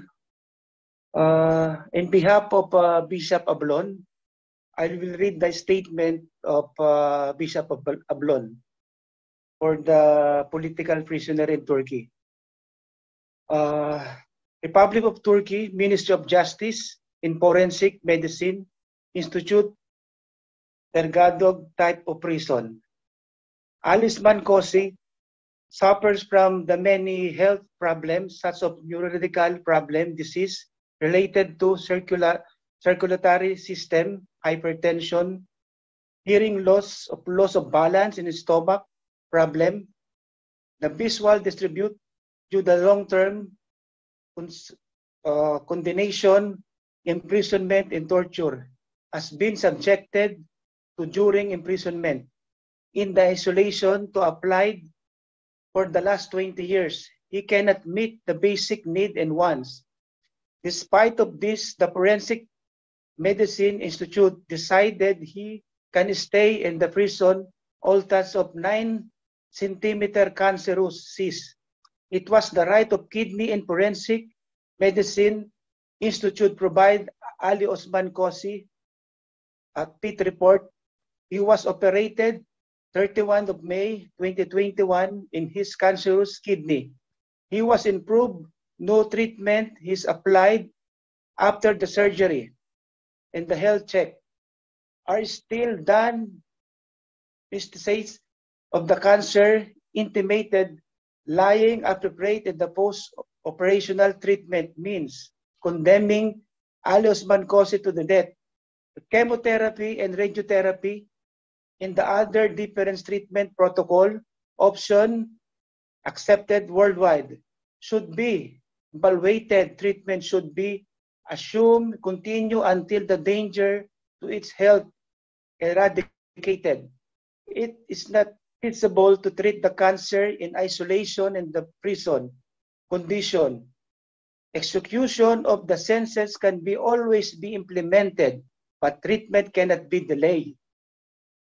He should be treated immediately. Ali Osman Kosi must be released immediately. Yours, Reverend Antonio Ablon, Coordinator of Europe Network Justice and Peace in the Philippines. Thank you very much. On behalf of Bishop Ablon, this is Mike from Migrante, Austria. Thank you very much. Thank you very much, Comrade Mike. We will continue our program giving the floor to Deniz Yıldız, eyewitness for a massacre of 19 December in Umre'nin prison. He will speak in Turkish. We will have translation, direct translation to English. Deniz abi merhaba. Senin konuş. Merhaba. Deniz abi merhaba. Senin Deniz konuşmana Yıldız. basılabilirse. Sesim geliyor mu bu arada? Hoş geldin. Merhaba. Sesim geliyor mu? Evet abi, sesin geliyor. Tamam. Tamam. Başlayabilirsin. Tamam. Başlayayım zaten. Benden önce Ayten abla ve İhsan abi konuştu aslında. İhsan abinin ne dediğini tam anlayamadım ama Ayten ablanın söyledikleri hemen hemen aynı şeyleri belki söyleyeceğiz veyahut da benzer şeyleri söyleyeceğiz. Çünkü ikimiz de aynı hapishanedeydik. Ümraniye hapishanesindeydik. Yes, I didn't really understand what İhsan abi said and before, but I could understand what Ayten Öztürk said, because also I was in the same prison. I will speak also something about Ümraniye prison where I had been during this massacre. And hello to everybody again here. Adım Deniz Yıldız, Ümraniye hapishanesinde kalıyordum. Ölüm orucu 3. ekibindeydim. I was in the Ümraniye prison during the massacre. I was in the 3rd group of the death fast resistance in this time. 19 Aralık'ta neler yaşadık, bunları anlatacağım. 19 Aralık'ın amacı ve hedefi neydi, onlardan biraz bahsedeceğim. I want to speak about what we had experienced in this operation, this massacre, and about what happened there and what was going on. İlk önce şunu değinmek gerekiyor. 19 Aralık katliamı öncesi Türkiye faşizmi, Ecevit yönetimi Amerika emperyalizmine gitmişti, icazet almıştı. Um, first of all, I want to mention, sorry, the voice. I would like to mention that this project and this attack in the prisons in Turkey, this was a project or attack that was guided by the US imperialism towards the prisoners. 10 noktalık katliamı kararı NATO karargahında almıştı. The decision for this attack was taken by the NATO. IMF politikalarını Türkiye'de uygulayabilmek için ilk önce devrimci tutsakların sesi kesilmeliydi. In order to implement IMF policies in Turkey, it was first necessary to silence political prisoners. Ecevit'in Türkiye'ye dönüşünde uçaktan inerken söylediği bir söz vardı ki bugün hala akıllarımızda. When Ecevit was returning from the US and came down with the plane, the first sentence he said was, "Today there is still a problem in the prisons." Türkiye hapishanelerindeki devrimci tutsakların sesi kesilmeliydi. The voices of the political prisoners in Turkey, they had to be suffocated. Evet, yani 19 Aralık'ın ana teması ve emperyalizm ve faşizmin Türkiye'de uygulamak istediği politikayı devrimci tutsaklar ilk önce karşı çıkacağı için. Because they would be the first who would confront these policies of imperialism and fascism in Turkey, and the policies they wanted to implement. So this was necessary to first silence them. Tamam, kaldığımız yerden devam edelim. 19 Aralık'ın ana temasını anlattık aslında da 19 Aralık'ta neler yaşadık oraya biraz değinmek istiyoruz. Sonuçta hepimizin zamanında kısa galiba 10 dakikalık bir süremiz var. Yes, so actually I have said already the main issue from this massacre. So I would like to speak about what we have experienced in this time. 19 Aralık günü operasyon saat 5'te başladı. Operasyon sesine uyandık. Arkadaşlar operasyon başladı diye. Çok kısa bir sürede üstümüzü giyinip hazırlandık. So the operation that they had started at 5 in the morning. And so we wake up with this voice. One comrade said, "Comrades, the operation has started." And then we had only a little time to prepare ourselves for it. Kalkar kalkmaz hemen barikatlarımızı kurduk. Hazırdık çünkü operasyona. Barikatlarımızı kurduk ve direnmeye başladık. So when we woke up, when we got up, we directly started to build the barricades because we were prepared. We knew this would happen, and so we just started to resist. Bizler ölüm orucunda olduğumuz için biraz arka planda kalıyorduk. Koruma amaçlı yoldaşlarımız bizi koruyordu. Since we were a bit in the background as the death fastest because our comrades they had protected us, so we were a little bit more in the back. Direniş sırasında sürekli yaralanan arkadaşlar geliyordu. Ve onların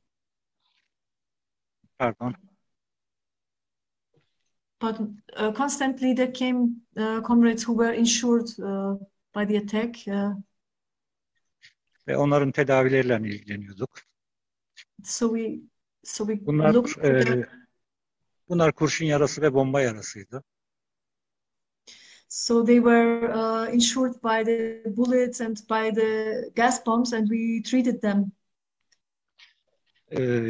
4 gün süren, 4 uzun gün süren bir direniş. 19 Aralık açısından sadece katliam değil, bir tarafta da direniş var. Onu da belirtmek gerekiyor özel olarak. Sadece katliam olarak geçiyor. Onu özel olarak belirtmek istiyorum. And especially, I want also to stress that when we speak about the massacre, this was operation going on for 4 days. It was from 19 until 22nd of December, so 4 days massacre. It was not just a massacre because we resisted, and it was also a resistance. And this I wanted to stress as well. It was a massacre, but also resistance. Evet, bir tarafta faşizm vardı, bir tarafta da devrimci tutsaklar vardı. Devrimci tutsaklar Türkiye halklarına umuttu. Türkiye halklarının en direngen yanıydı. Faşizm tüm acımasız, tüm silahlarıyla saldırıyordu. And there were two sides. The one was fascism and the other was the revolutionary prisoners. And they were all the hope of the peoples in Turkey. So they resisted with all their power while fascism went against them with all their arms and with all their weapons and their technology. Faşizm devrimci tutsakları hem fiziki hem ideolojik olarak yok etmeye gelmişti 19 Aralık'ta. Sorry, excuse me. Bir daha, pardon? 19 Aralık'ta faşizm devrimci tutsakları hem fiziki hem ideolojik olarak yok etmeyi hedefliyordu. So fascism wanted to destroy both physically and ideologically the revolutionary prisoners. Devrimci tutsaklar buna hazırlıklıydı ve faşizmin bu saldırısını direnerek, yoldaşlarını sahiplenerek Türkiye halklarına umut oldu 19 Aralık'ta. So the revolutionary prisoners were ready for that. They were prepared for that, and they had been a hope for their comrades, for all the people when they resisted this attack. Bizler 19 Aralık'ta neden direndik? Geleneğimizden gelen, Türkiye'deki faşizmin en yoğun hapishanelere saldırdığı için bizler o gün Türkiye halklarına umut olmak için kendimizi feda ettik. And we had, yes, we had been in the resistance, and we have sacrificed our lives for remaining along with the tradition of struggle, of resistance in Turkey, to give hope to the people. And well, so we resisted and we sacrificed ourselves. Türkiye faşizmin o gün kullandığı gazların bazılarını hala bilmiyoruz. Nasıl bir gaz olduğunu bilmiyoruz. Hala buna cevap verilemedi. There is still no answer about which kind or which sort of gas bombs that the state used against us in this time. It's unknown. Ümraniye Hapishanesi'nde o direnişte 5 şehit verdik. Bunlardan ilki Ahmet İvili'ydi. We gave 5 martyrs in the Ümraniye prison, and one of those was Ahmet İvili. Ercan Polat kurşun yarasıyla, yani silahlı ateş şehit düştü. Umut Gedik bu gazlardan kaynaklı şehit düştü. Ercan Polat was fell martyr by a bullet of the soldiers. He was killed by a bullet, and Umut Gedik also he died from the gas bomb, from the attack by the gas bombs. Alp Akçagöz yine ateşli silahla kafasından vurularak şehit düştü. Alp Akçagöz was shot in the head with a gun. Rıza arkadaşımız, yoldaşımızla, o da kurşun yarasıyla daha sonra birkaç gün sonra hastanede şehit düştü. And Riza Poras, he was also shot with a gun, with bullets, and a few days later he died from his injuries in the hospital. Ve içerideki tüm hemen hemen devrimci tutsaklar bir şekilde ateşli silahla veyahut da saçma yarasıyla yaralandı. Birçoğumuz. And most of the political prisoners, most of the prisoners inside have been injured by the bullets either or by by other insurers, by being burned by the bombs, etc. Şu sayıyı şu rakamı vermek istiyorum çünkü 19 Aralık'taki faşizm gerçeğini iyi algılayabilmek için. So in order to understand the reality of fascism well, I want to give such numbers now related to that operation. 19 Aralık katliamında Türkiye faşizmi kullandığı asker sayısı Kıbrıs Savaşı'ndan daha fazladır. The number of soldiers that fascism in Turkey used for this 19 December operation were more than they had used in the Cyprus war, actually. Kullandığı kurşun ve bomba sayısı kat ve kat fazladır. Yani bir savaştan daha fazla kurşun ve bomba kullanmıştır hapishanede. They have used even more bullets and more gas bombs in this prison operation than it would be used in a war. So they used it against the prisoners. Türkiye'deki hapishaneleri düşünün. Biz Türkiye'nin hapishanelerindeyiz. Elimizde herhangi bir kullanabileceğimiz silah, herhangi bir şey yok. Ama faşizm kendi hapishanesine silah ve bombayla giriyor. Yes.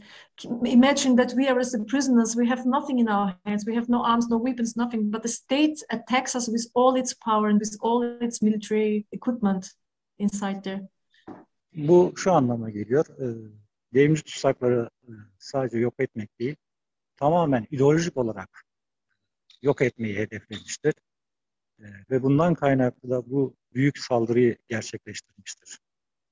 So that's why, because they didn't only want to physically destroy the political revolutionary prisoners, they wanted to ideologically destroy them, to finish them, and so therefore they used such a big operation to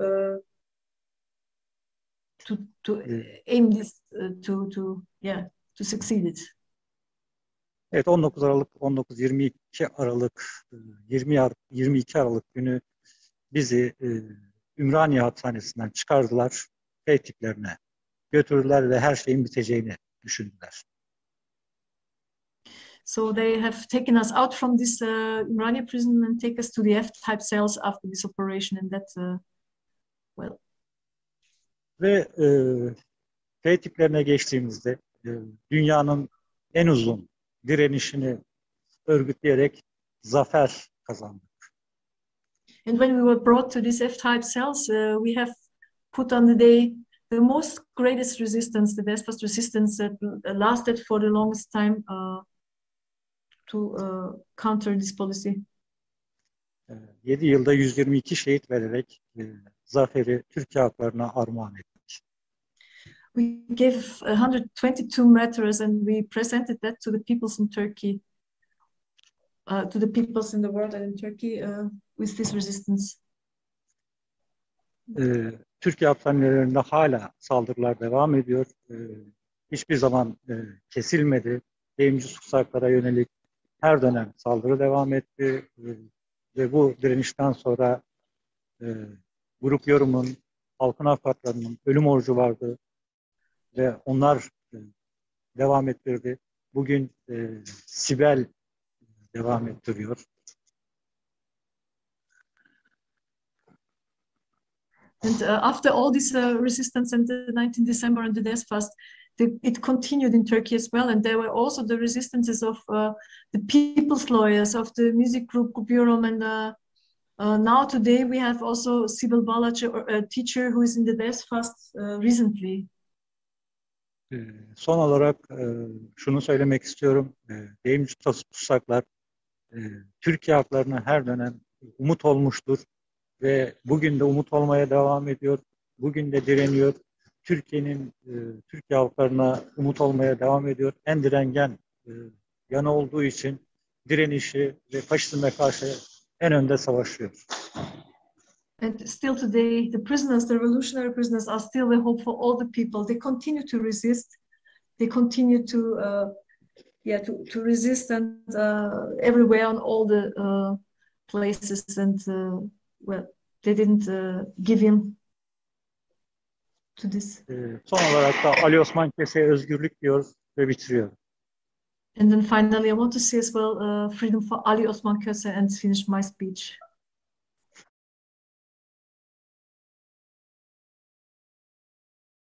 Of course, for giving the floor to me to speak here in this conference. Teşekkürler. Thank you.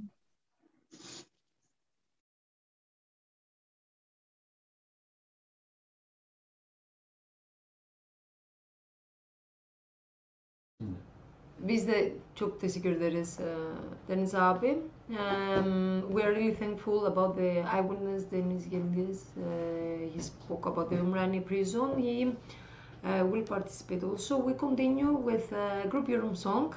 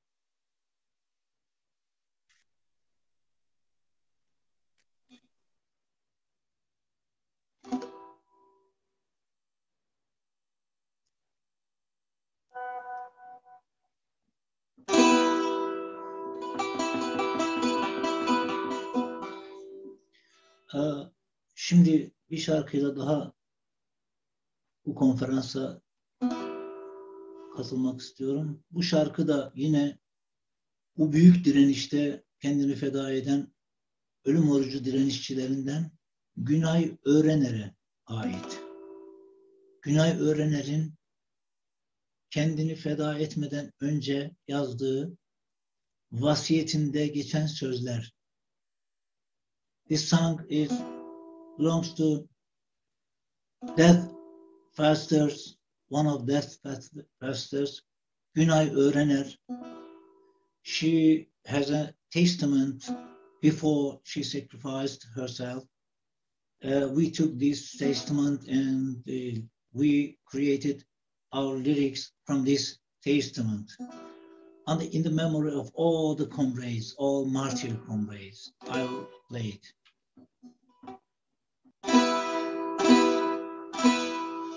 Saçlarımı al Karadeniz, hırçın dalgalar tarasın. Aç bağrını ey Anadolu, sar göğsüne sen anasın.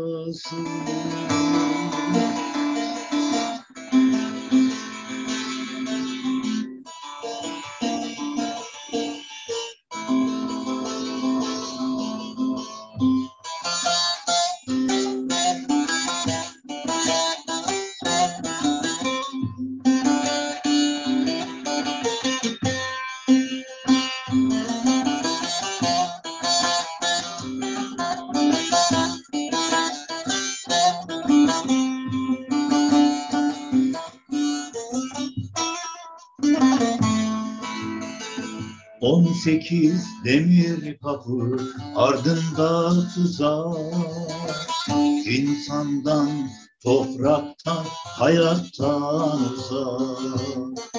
18 demir kapı ardında tuzak, insandan, topraktan, hayattan uzak.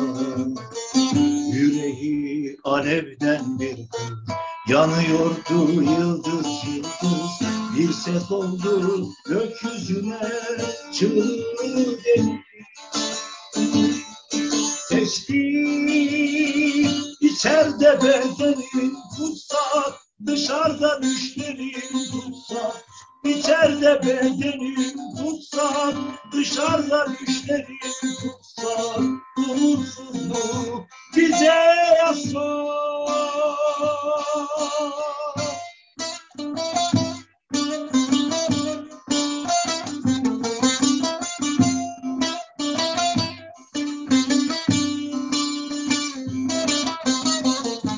Kapıları yakıp geldim, alevlerim isyanlı, umudu kuşanıp geldim, sıcaklığım sevdam.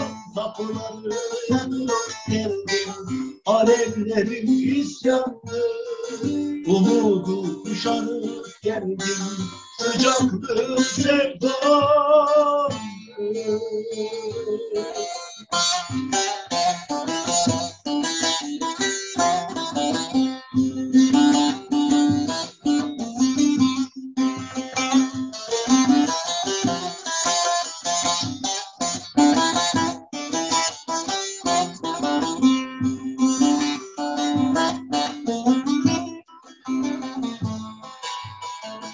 Mezarıma güller dikin, bir de mimoza, kokusu umut olsun bahara yaza.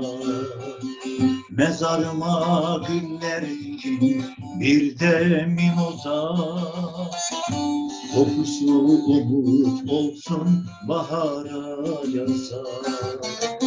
Bu ayrılık değil canım, susamışa su vermektir. Vatanını derya deniz sevebilmektir. Tespih Sırat köprüsünden ince, onurumuz candan önce. Sırat köprüsünden ince, onurumuz candan önce.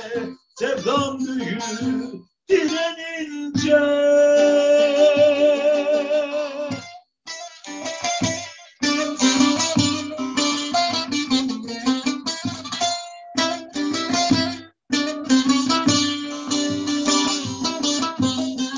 Kapıları yakıp geldim, alevlerim isyanlı, umudu kuşanıp geldim, sıcaklığım sevdam. Kapıları yakıp geldim, alevlerim isyanlı, umudu kuşanıp geldim, sıcaklığım sevdam.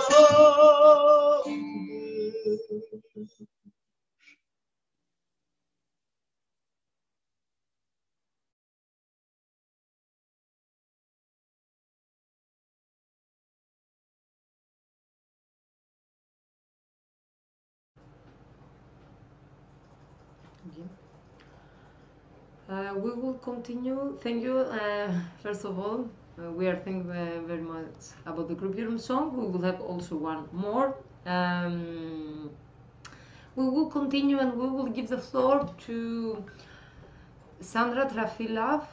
Yanes is from Mapuche, is a militant from Mapuche, sent us a message for solidarity. It's a video message in Spanish with with English subtitles.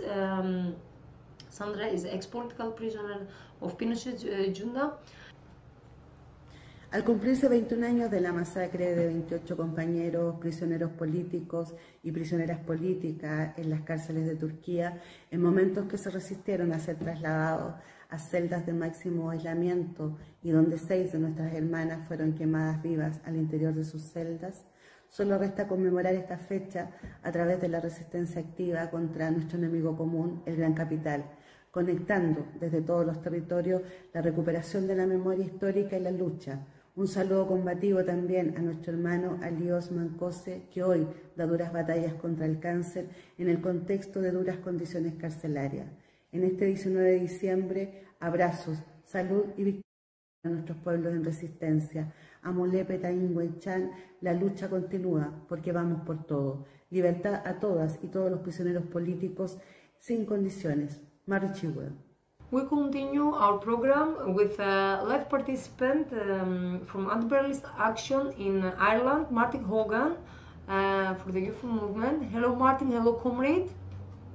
Comrades, before I begin today, on behalf of the Socialist Republican mass organisation Anti-Imperialist Action Ireland, I'd like to thank the organisers and the Ali Osman Karzai Freedom Committee for giving us the great honour of speaking here to you all tonight at this conference, as we remember the 19th of December prison massacre carried out against revolutionary prisoners in Turkey by the armed forces of the fascist Turkish state between December 19 and December 22nd, 2000, in which 30 revolutionary prisoners were killed.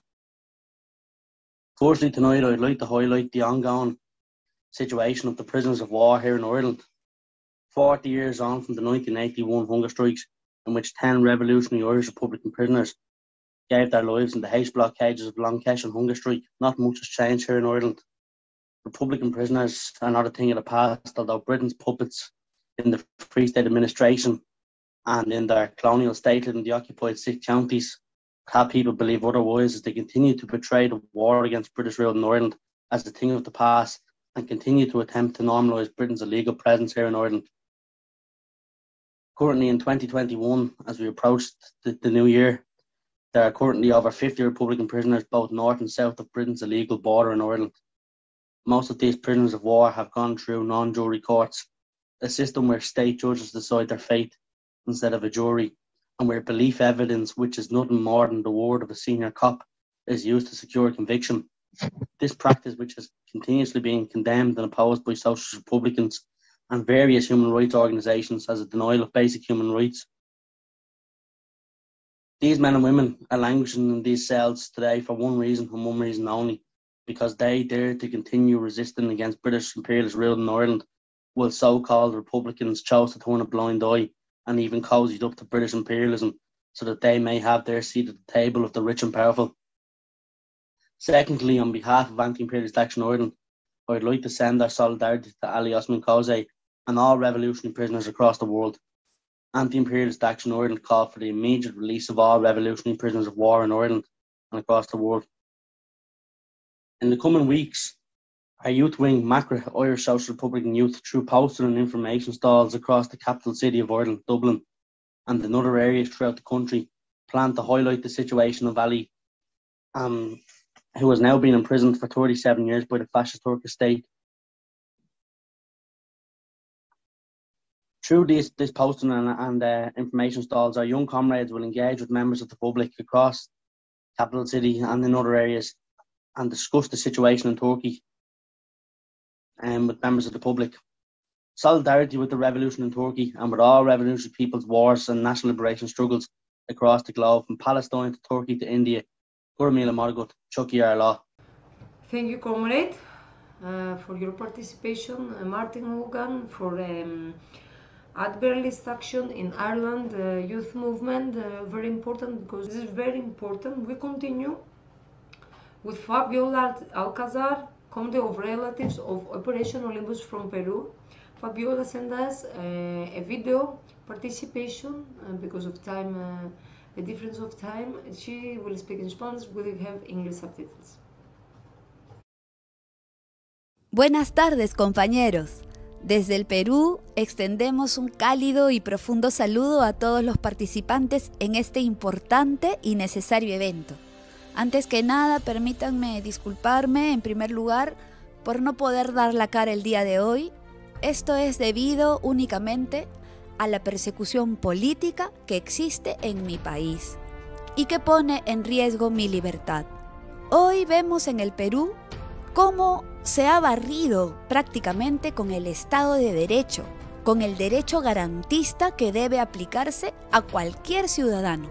En nuestro país se aplica el derecho penal del enemigo contra comunistas, contra dirigentes populares, contra luchadores sociales, contra dirigentes sindicales, organizaciones políticas, y hoy ya se ha extendido al pueblo en general, al pueblo que sale a luchar en defensa de sus derechos fundamentales. En el caso de los comunistas, por ejemplo, hemos visto cómo el Estado peruano, después de asesinar al doctor Abimael Guzmán, producto de estar aislado e incomunicado durante largos 29 años y condenado de manera ilegal a cadena perpetua, le ha negado el derecho al entierro, cuestión básica humana. Han impedido que sus restos mortales sean entregados a su esposa, la profesora Elena Iparraguirre. Han secuestrado su cuerpo, lo han incinerado y desaparecido sus cenizas. Han emitido una ley que han aplicado de manera retroactiva con el doctor y que en el futuro los autoriza a hacer lo mismo con todos los comunistas que mueran en prisión. Años atrás vimos morir a Margie Clavo Peralta, dirigenta también, con un cáncer no tratado y a pesar de estar ya desahuciada, tratada de manera cruel e inhumana en el hospital. Hoy, la prisionera política y de guerra Margot Liendo Gil, con más de 30 años de prisión, se encuentra hospitalizada con serios problemas de salud que ponen en peligro su vida. Ella se encuentra impedida de ser vista por sus amigos y por sus familiares. A pesar de que la prisionera Margot Liendo ya cumplió su condena, el Estado peruano la volvió a juzgar, incluyéndola en un nuevo juicio con el único objetivo de negarle su libertad. Por lo cual, hoy se está exigiendo que se le trate como un ser humano, cuestión que el Estado niega a quien se levantó en armas para subvertir el orden. Y eso no se condice con un Estado que se jacta de democrático. Hoy se plantea defender la vida y salud de la prisionera política Margot Liendo. Y en el caso de los activistas por derechos fundamentales y luchadores sociales, el caso Olimpo es una muestra de lo anteriormente expuesto. 25 de los 77 que fueron detenidos continúan presos y se les ha puesto una prisión preventiva pese a que no existe ni prueba ni indicio de haber cometido delito alguno. Acusados de pertenecer a una organización terrorista sin hechos violentos realizados, ni bien jurídico violentado. Sin planes ni en el presente ni a futuro. 4 de ellos siguen detenidos al día de hoy, a pesar de que la sala cambió su prisión preventiva por arresto domiciliario. Y que los 4 son personas ya de tercera edad y con su salud bastante resquebrajada.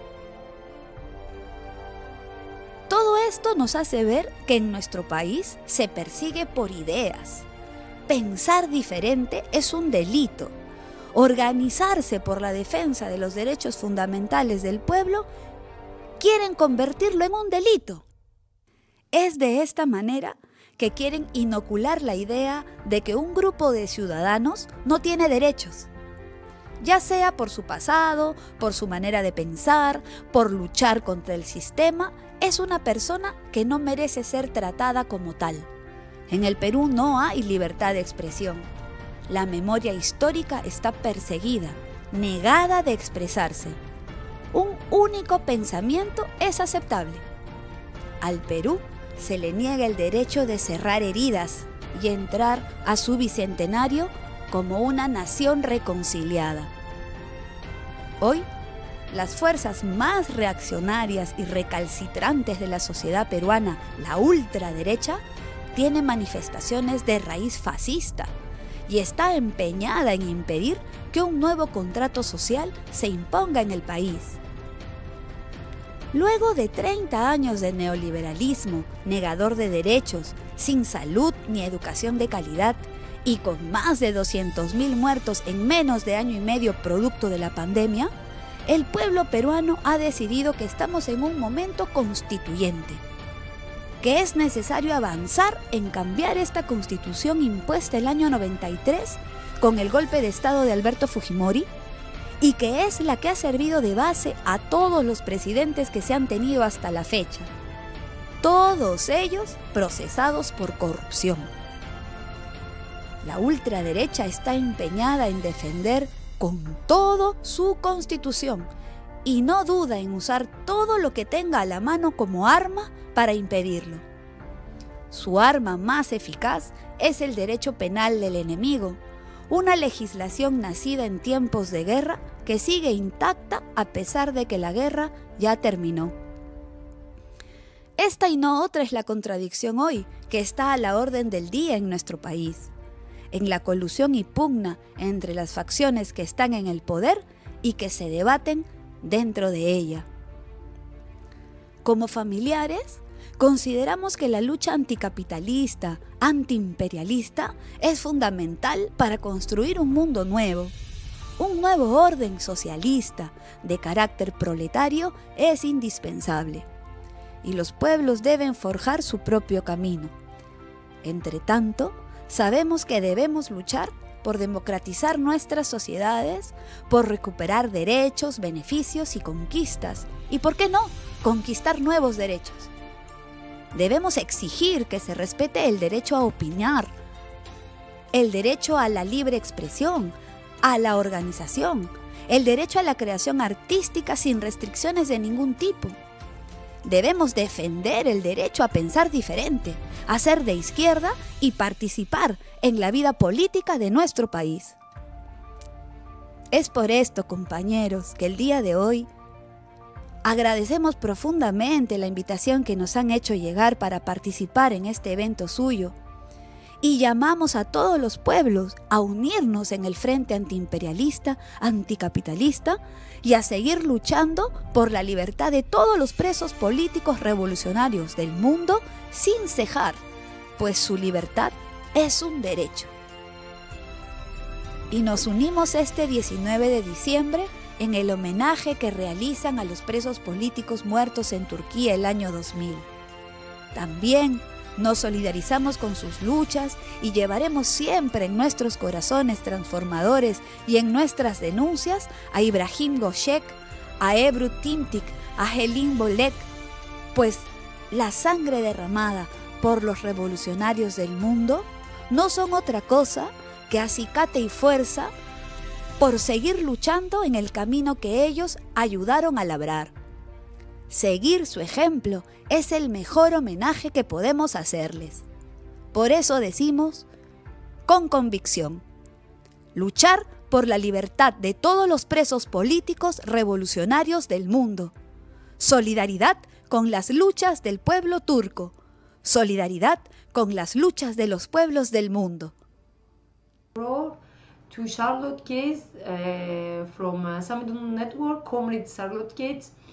Greetings to all who are participating in this event on behalf of Samidun Palestinian Prisoner Solidarity Network and on behalf of the Palestinian Prisoners Movement. We thank the Ali Osman Koza Solidarity Committee for inviting us to be with you today, and we salute everyone who is here and who is participating to free Ali Osman Koz and to free all the revolutionary prisoners around the world who are struggling for justice, freedom, and liberation, and confronting imperialism, Zionism, capitalism, and all forms of repression. Between 19 and 22 December 2000, the Turkish military and police carried out a massive, brutal invasion targeting revolutionary political prisoners. These prisoners were engaged in an ongoing struggle, with many launching hunger strikes and death fasts against the attempt of the Turkish state to transform the prison system into an increasingly fascist regime of solitary confinement. This was an attempt to break the spirits of the prisoners, as well as their will and ability to organize and continue their struggle behind bars. Because those revolutionary forces could not be repressed, Turkish military forces deployed 10,000 soldiers and police and 20,000 grenades, gas canisters, and bombs on the prisons. 28 revolutionary prisoners were killed and hundreds were wounded. The massacre began almost immediately after the conclusion of a visit by the UN Committee for the Prevention of Torture to prisons in Turkey, and the Turkish military termed their assault on the prisons "return to life," falsely claiming that prisoners were being forced to participate in a hunger strike rather than recognizing that the prisoners were on hunger strike in defense of themselves, their rights, and their revolutionary struggle. Today, we remember the martyrs of 19 December 2000 and the martyrs of the Palestinian prisoners movement and the martyrs of the struggles of prisoners around the world struggling for liberation behind bars. We salute their leadership, their resistance, and their commitment to liberation. The prisoners continue to lead our movements, our international movements for social justice, our international anti-imperialist movements. Despite the violent attacks of repressive forces, the denial of health care, and the extrajudicial executions that continue to take place behind bars in Turkey, as well as on the streets of Palestine at the hands of Israeli occupation forces. Ali Osman Kosa is a revolutionary prisoner who has been jailed in Turkey for 37 years, sentenced to life imprisonment for his revolutionary ideas and actions, and now condemned in essence to death behind bars as he remains in prison despite his advanced cancer diagnosis and severe health problems. He not only suffers from cancer, but a number of other serious health problems and visual disturbances due to the long-term conditions of imprisonment and torture that he has been subjected to through 20 years of isolation and imprisonment behind bars. Every moment poses a further threat to his life. We join in the call of the movement to free Ali Osman Kosa and all revolutionary prisoners. The denial of health care is a common factor in the oppression of political prisoners and revolutionary prisoners around the world. Since 1967, at least 226 Palestinian prisoners have died in Israeli occupation prisons. Of these, at least 76 of their lives were taken by the medical negligence of the Israeli occupation. Fellow Palestinian prisoners like Ishaq Maraga, Ali al-Zafari, and Rasim Halawa were killed by forced feeding for their hunger strikes, or killed under torture like Ibrahim al-Rai, or shot dead by repressive forces like Muhammad al-Ashqar. This comes in addition to the uncounted number of Palestinian lives taken in the forced labor camps created by Zionist militias and the Zionist state during and following the Nakba in 1947 and 1948, when the majority of the Palestinian people were forced from their homes and lands into exile and into refugee camps. The denial of health care to Palestinian prisoners is a systematic part of the Zionist regime's oppression the Palestinian prisoners confront behind bars. They are given painkillers instead of treatment, denied necessary tests, and with serious diseases like cancer left to go untreated until they are fatal. We demand the freedom of all Palestinian prisoners, especially the sick and wounded strugglers who face a daily sentence of slow death due to systematic Zionist medical neglect and mistreatment. Today, there are 4,650 Palestinian political prisoners held in Israeli occupation jails. Of these, around 500 are imprisoned without charge or trial under administrative detention. There are 32 imprisoned women, 170 imprisoned children, and dozens of them are severely and chronically ill. As we speak today, Hisham Abu Hawash is on hunger strike for over 130 days to demand his release from administrative detention, imprisonment without charge or trial. Administrative detention was in fact first used in Palestine by the British colonial mandate and then adopted by the Zionist regime. It is now routinely used to target Palestinians, especially community leaders, activists, and people who are influential in organizing resistance to Israeli occupation in their towns, refugee camps, and villages. These administrative detention orders are indefinitely renewable, meaning that Palestinians may spend years at a time jailed without ever being charged or ever being tried, even in the so-called Israeli occupation military courts, which are themselves a farce of justice. As of 1st December 2022, Palestinian administrative detainees have announced a collective boycott of the military courts to defend their rights and demand their freedom. As we see from Turkey to Palestine to the Philippines, to the strugglers of the Black Liberation Movement imprisoned in the United States, to the political prisoners of revolutionary struggles like George Abdullah, jailed in the prisons of Europe, the revolutionary prisoners remain leaders of the struggle and leaders of the resistance behind bars and leaders of our global movement.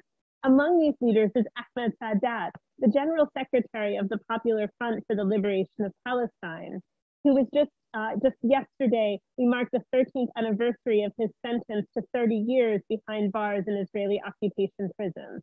And we invite all who are participating today to join us between 15 and 22 January 2022 in a week of action to free Ahmed Sadat and all Palestinian prisoners. We join the call to free Ali Osman Koz and his fellow prisoners, and to free the revolutionary prisoners of the world, those jailed by imperialism, Zionism, and fascist and reactionary regimes. We remember the martyrs of the prisoners, the revolutionaries, and the strugglers whose lives were taken by the forces of imperialism, Zionism, fascism, and reaction. We pledge today that the memories and legacy of the martyrs will live on in the struggle for liberation, as we march together to free Palestine from the river to the sea, and as we march together for justice and liberation for all.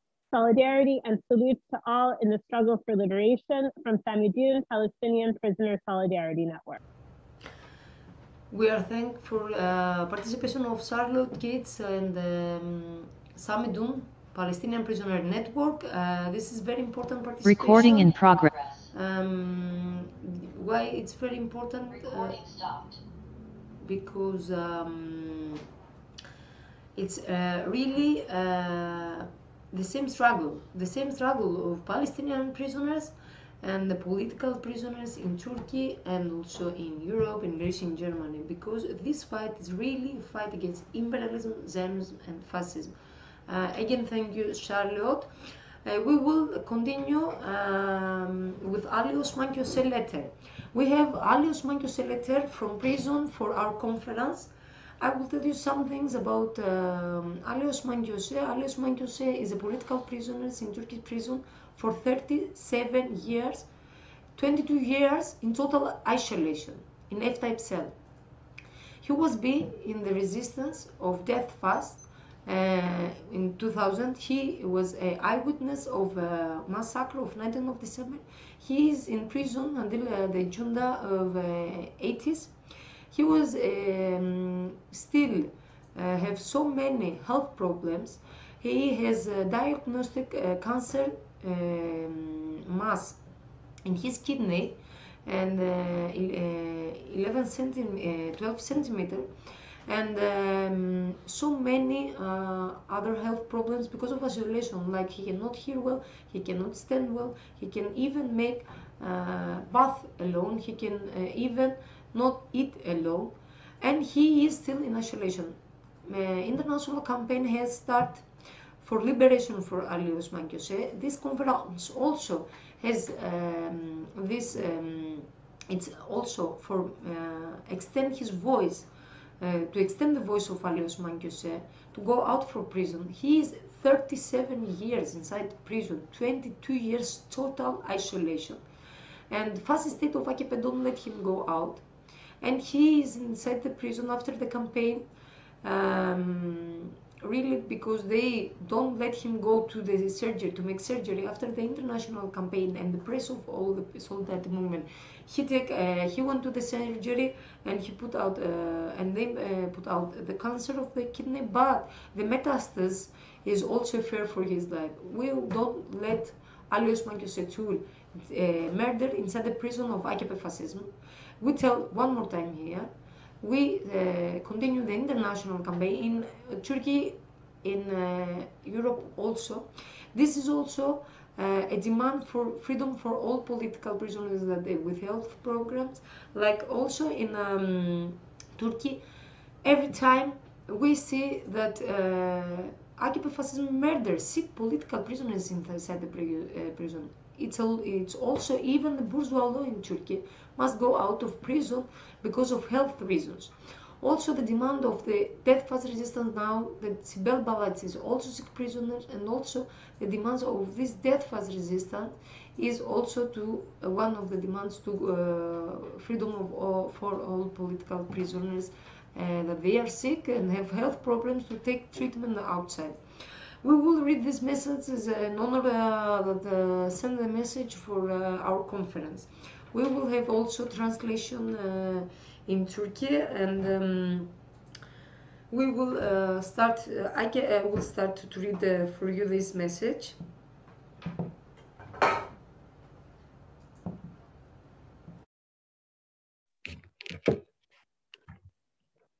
We will say hello to December, the last month of 2021. When December is mentioned, of course, I remember the 1922 December of 2000, what I experienced in Janakale prison. I see dear Fintan making a victory sign with both hands. Everyone knows that there were many reasons for the December 19 attack and our resistance. What were they? Let me share the first thing that comes to my mind. Our 9th December resistance was the announcement for not accepting the F-type prisons which were built with the purpose to make surrender the prisoners by isolation and described under Article 16 of the anti-terrorism law, which came into force on March 12, 1991 as follows. Those convicted of crimes within the scope of this law are executed in private executions institutions built according to the sin and trap room system. Our 9th December resistance was the resistance to one of the decisions taken in 1988 by the Anti-Terrorism Committee of NATO, the military power used by imperialism against the peoples of the world regarding the application of isolation and rehabilitating political prisoners. Our 19th December resistance was to build a barricade in front of the implementation of imperialist policies like breaking revolutionary prisoners, who are one of the moral values of our people, and to intimidate and disorganize our people. And this was also expected in the words of the Prime Minister Bülent Ecevit. The problem of prison must be solved for the implementation of IMF policies.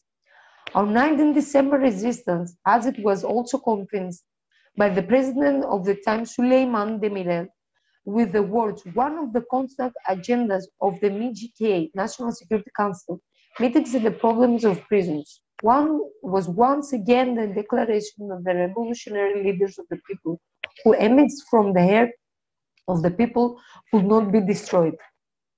Our 19th December resistance was a declaration that even the cost of our lives, we would not accept the isolation attack, which found its meaning in the words of the then Prime Minister Bülent Ecevit on his trip to the USA after the Ulucalan Massacre on September 26, 1999, in which 10 revolutionary prisoners were murdered. The state will place its authority in the prisons at any cost. The state will show its power. Because the isolation was only the physical and political attack, but also an ideological attack. Our 19th December resistance was not only to determine the future of the resistance, but turning the bodies of our resistors into fireball against the cause of imperialism and its collaborators to surrender, but also a strike blow against imperialism and collaborators with the peoples like Gültekin, Uğur, Şengül, Eyüp. Our 9th December resistance was a declaration that we would never surrender, while we built barricades through hand-to-hand combat and sacrifice at the cost of our life to oppose the attack that was carried out with 8 gendarme and commando battalions against 1,920 political prisoners in 20 prisons of our country. At 4:30 at night, 10,000 resistant military personnel in 36 different companies, thousands of police officers, more than 20,000 gas bombs, 10,000 bullets, contradiction equipment, fire trucks, and helicopters. Our 19th December resistance was marked by not accepting surrender and even strengthened by resistance, despite the fact that the bodies of 6 women prisoners were melted down with chemicals and a total of 28 revolutionary prisoners were killed and hundreds were injured. Our 9th December resistance was a challenge to imperialism and its collaborators to death, with resistance that lasted 18 hours in Bayrampaşa, 56 hours in Janakale, and 83 hours in Rane against the attack, with the oligarchy boasted of carrying out the biggest operation after the Cyprus operation carried out in 1974. Our 19th December resistance was the dynamic fuse of our resistance, which made by the main enemy of the peoples of the world. U.S. imperialism said, is there a resistance for several years, but they resisted, and it resulted in victory.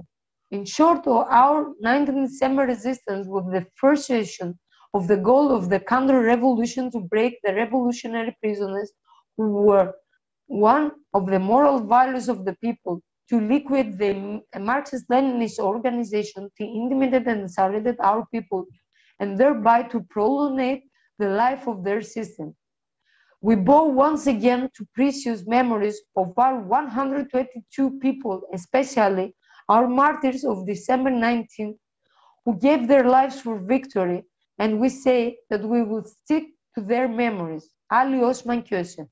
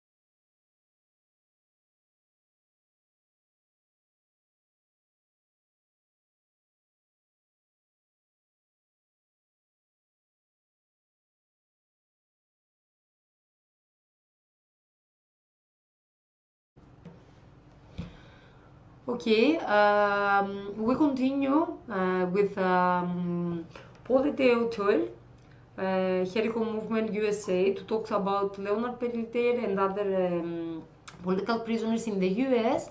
Hello, Paul, we have a participation live from USA. Thank you for the invite. And this is Paulette from the Jericho Movement in the United States, which of course is the belly of the beast. We send our solidarity from our prisoners, from the Black Liberation Movement, political prisoners, as well as those from the Republic of New Africa, to the families of the martyrs of December 19th through the 22nd. Okay, thank you very much. So quickly, I would like to say that Leonard Peltier and Mumia Abu Jamal, both older prisoners, are also in the process of having medical problems that are not answered by either the Bureau of the Prison or the state of Pennsylvania. We would like to build international solidarity with the Jericho Movement to express our solidarity with our comrades throughout the world and the whole question of political prisoners and how we can better serve them. Thank you so much, and free them all, free all political prisoners, and free the land. Thank you from the United States.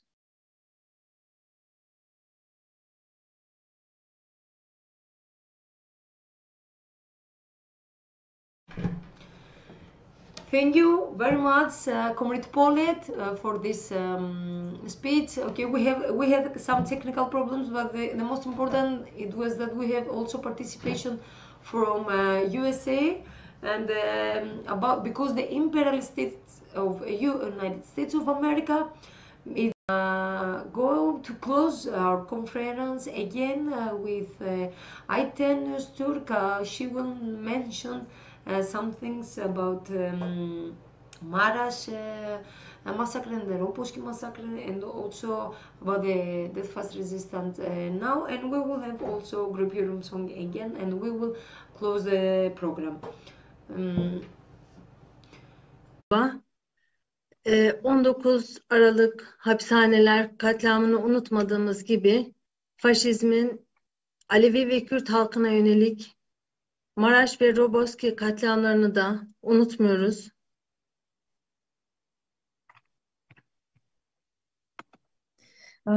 Hello again. Just as we didn't forget the 19 December prison massacre, we also didn't forget the massacres towards the Kurdish people and the Alevi people in Maraş and in Roboski. Maraş katliamı da 19 Aralık ile 26 Aralık 1978'de Kahramanmaraş'ta meydana geldi. Alevilere yönelik bir katliamdı. So the Maraş massacre has also happened between the 19th and the 26th of December in 1978 in Kahramanmaraş, and it was a massacre towards the Alevite people.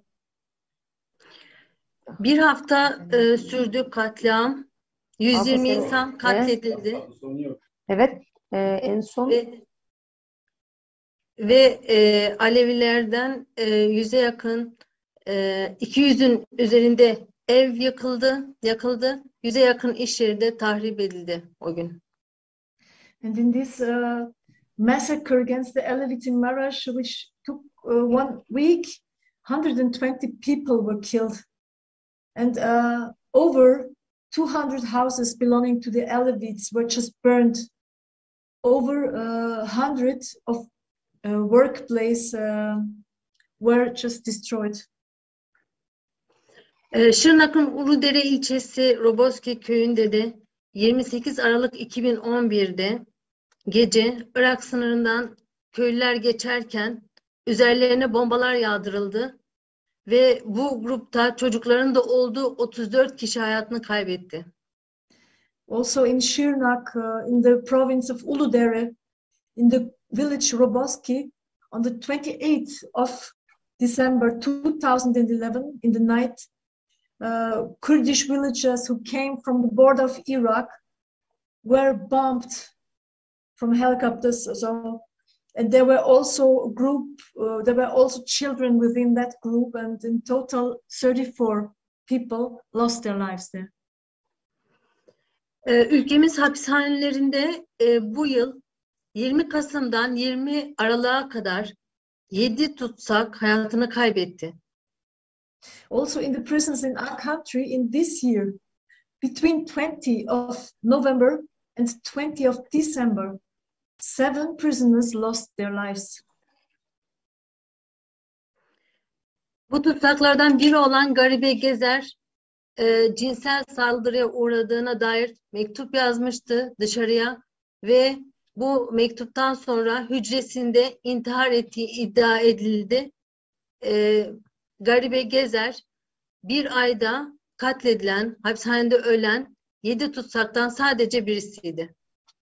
And one of those 7, only one of these 7 prisoners was Garibe Gezer, who had written in a letter that she had was sexually harassed, and then it was said that she had committed a suicide in her cell. So she was only one of those 7 prisoners died in the last week, in this last period. Şu anda ülkemiz hapishanelerinde 600'den fazla ölüm sınırına gelmiş hasta tutsak var ve bir yılda 300 tutsak hastalıktan dolayı hapishanelerde ölüyor. So there were over 600 of prisoners with serious ill in the prisons in Turkey. And only within 1 year, only 300 prisoners die from the illnesses, from the diseases in the Turkish prisons. 19 Aralık Maraş, Roboski katliamlarının sorumluları hala cezalandırılmadı.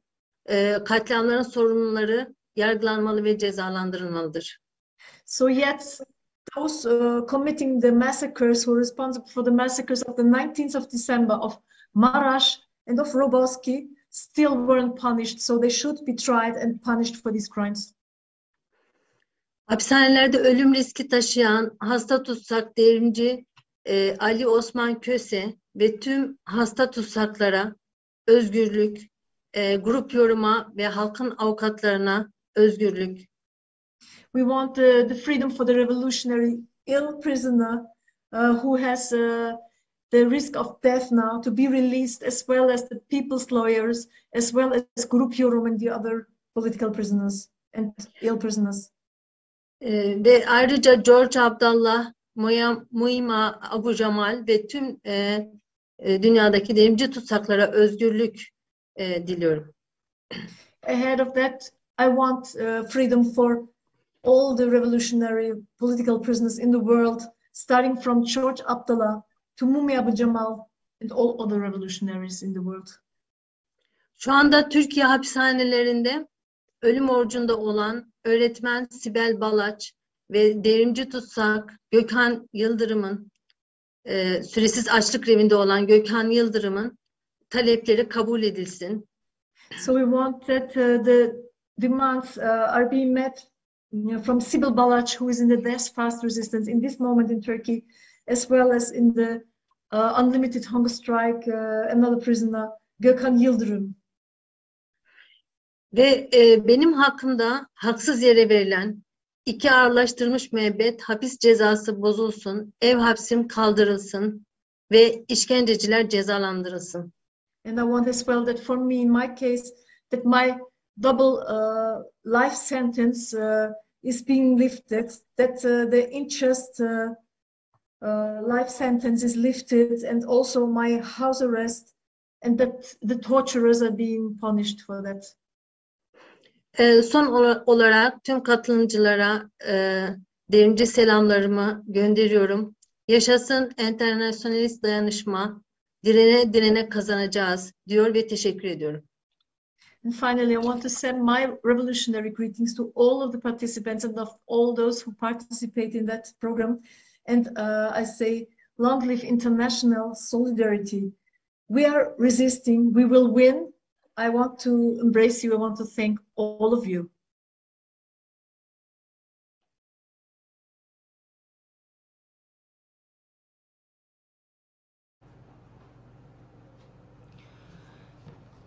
We have the last participation of Ayten Öztürk, that she spoke also about Roboski massacre and the Maraş massacre, and also mentioned the situation about political prisoners now in Turkey.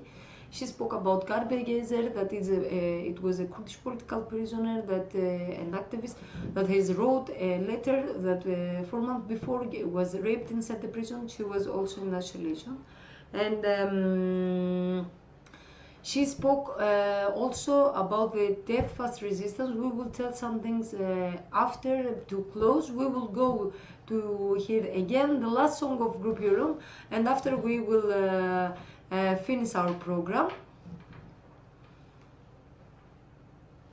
Give the floor to Grup Yorum and to Eksanti Perli to tell us the last song of our conference.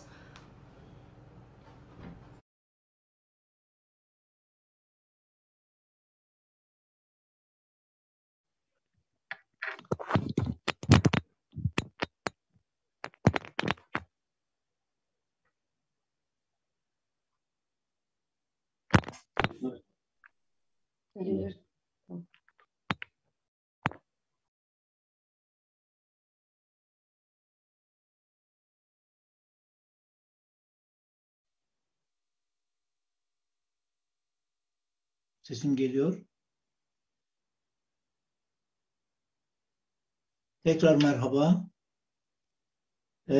Program kapanırken son şarkımızı söyleyeceğiz. Bu şarkı Büyük Direniş'in 122 şehidi için Grup Yorum tarafından bestelenmiş bir ağıt marş ve bütün yoldaşlarımız gibi ben çok kısa bir şey söylemek istiyorum.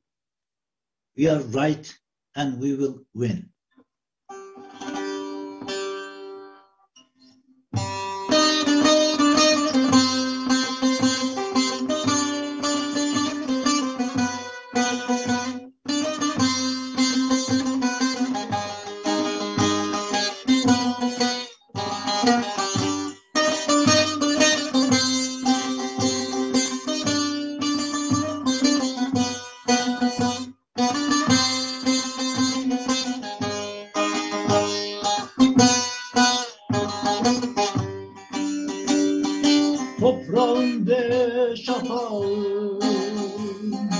O şafakların ışığı bize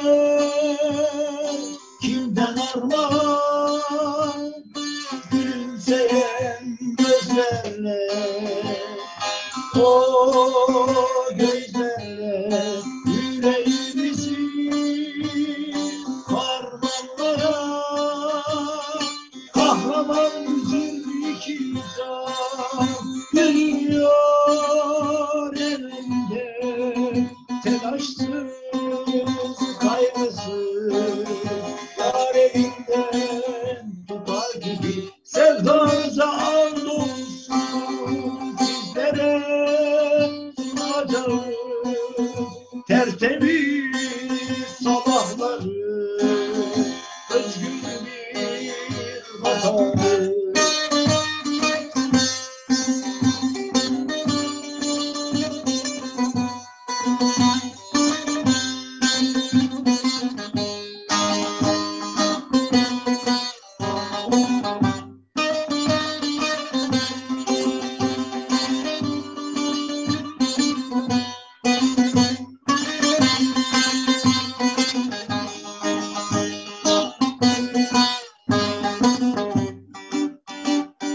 Hani suskun geceleri, o geceleri, karanlıkları dağıtan var ya, o en güzel türküleri, o türküleri an biçer gibi haykıran var ya, kahraman 122 can gülüyor elinde, telaşsız kaygısız yar elinden tutar gibi sevdanıza andolsun sizlere sunacağım tertemiz sabahları, özgür bir vatan.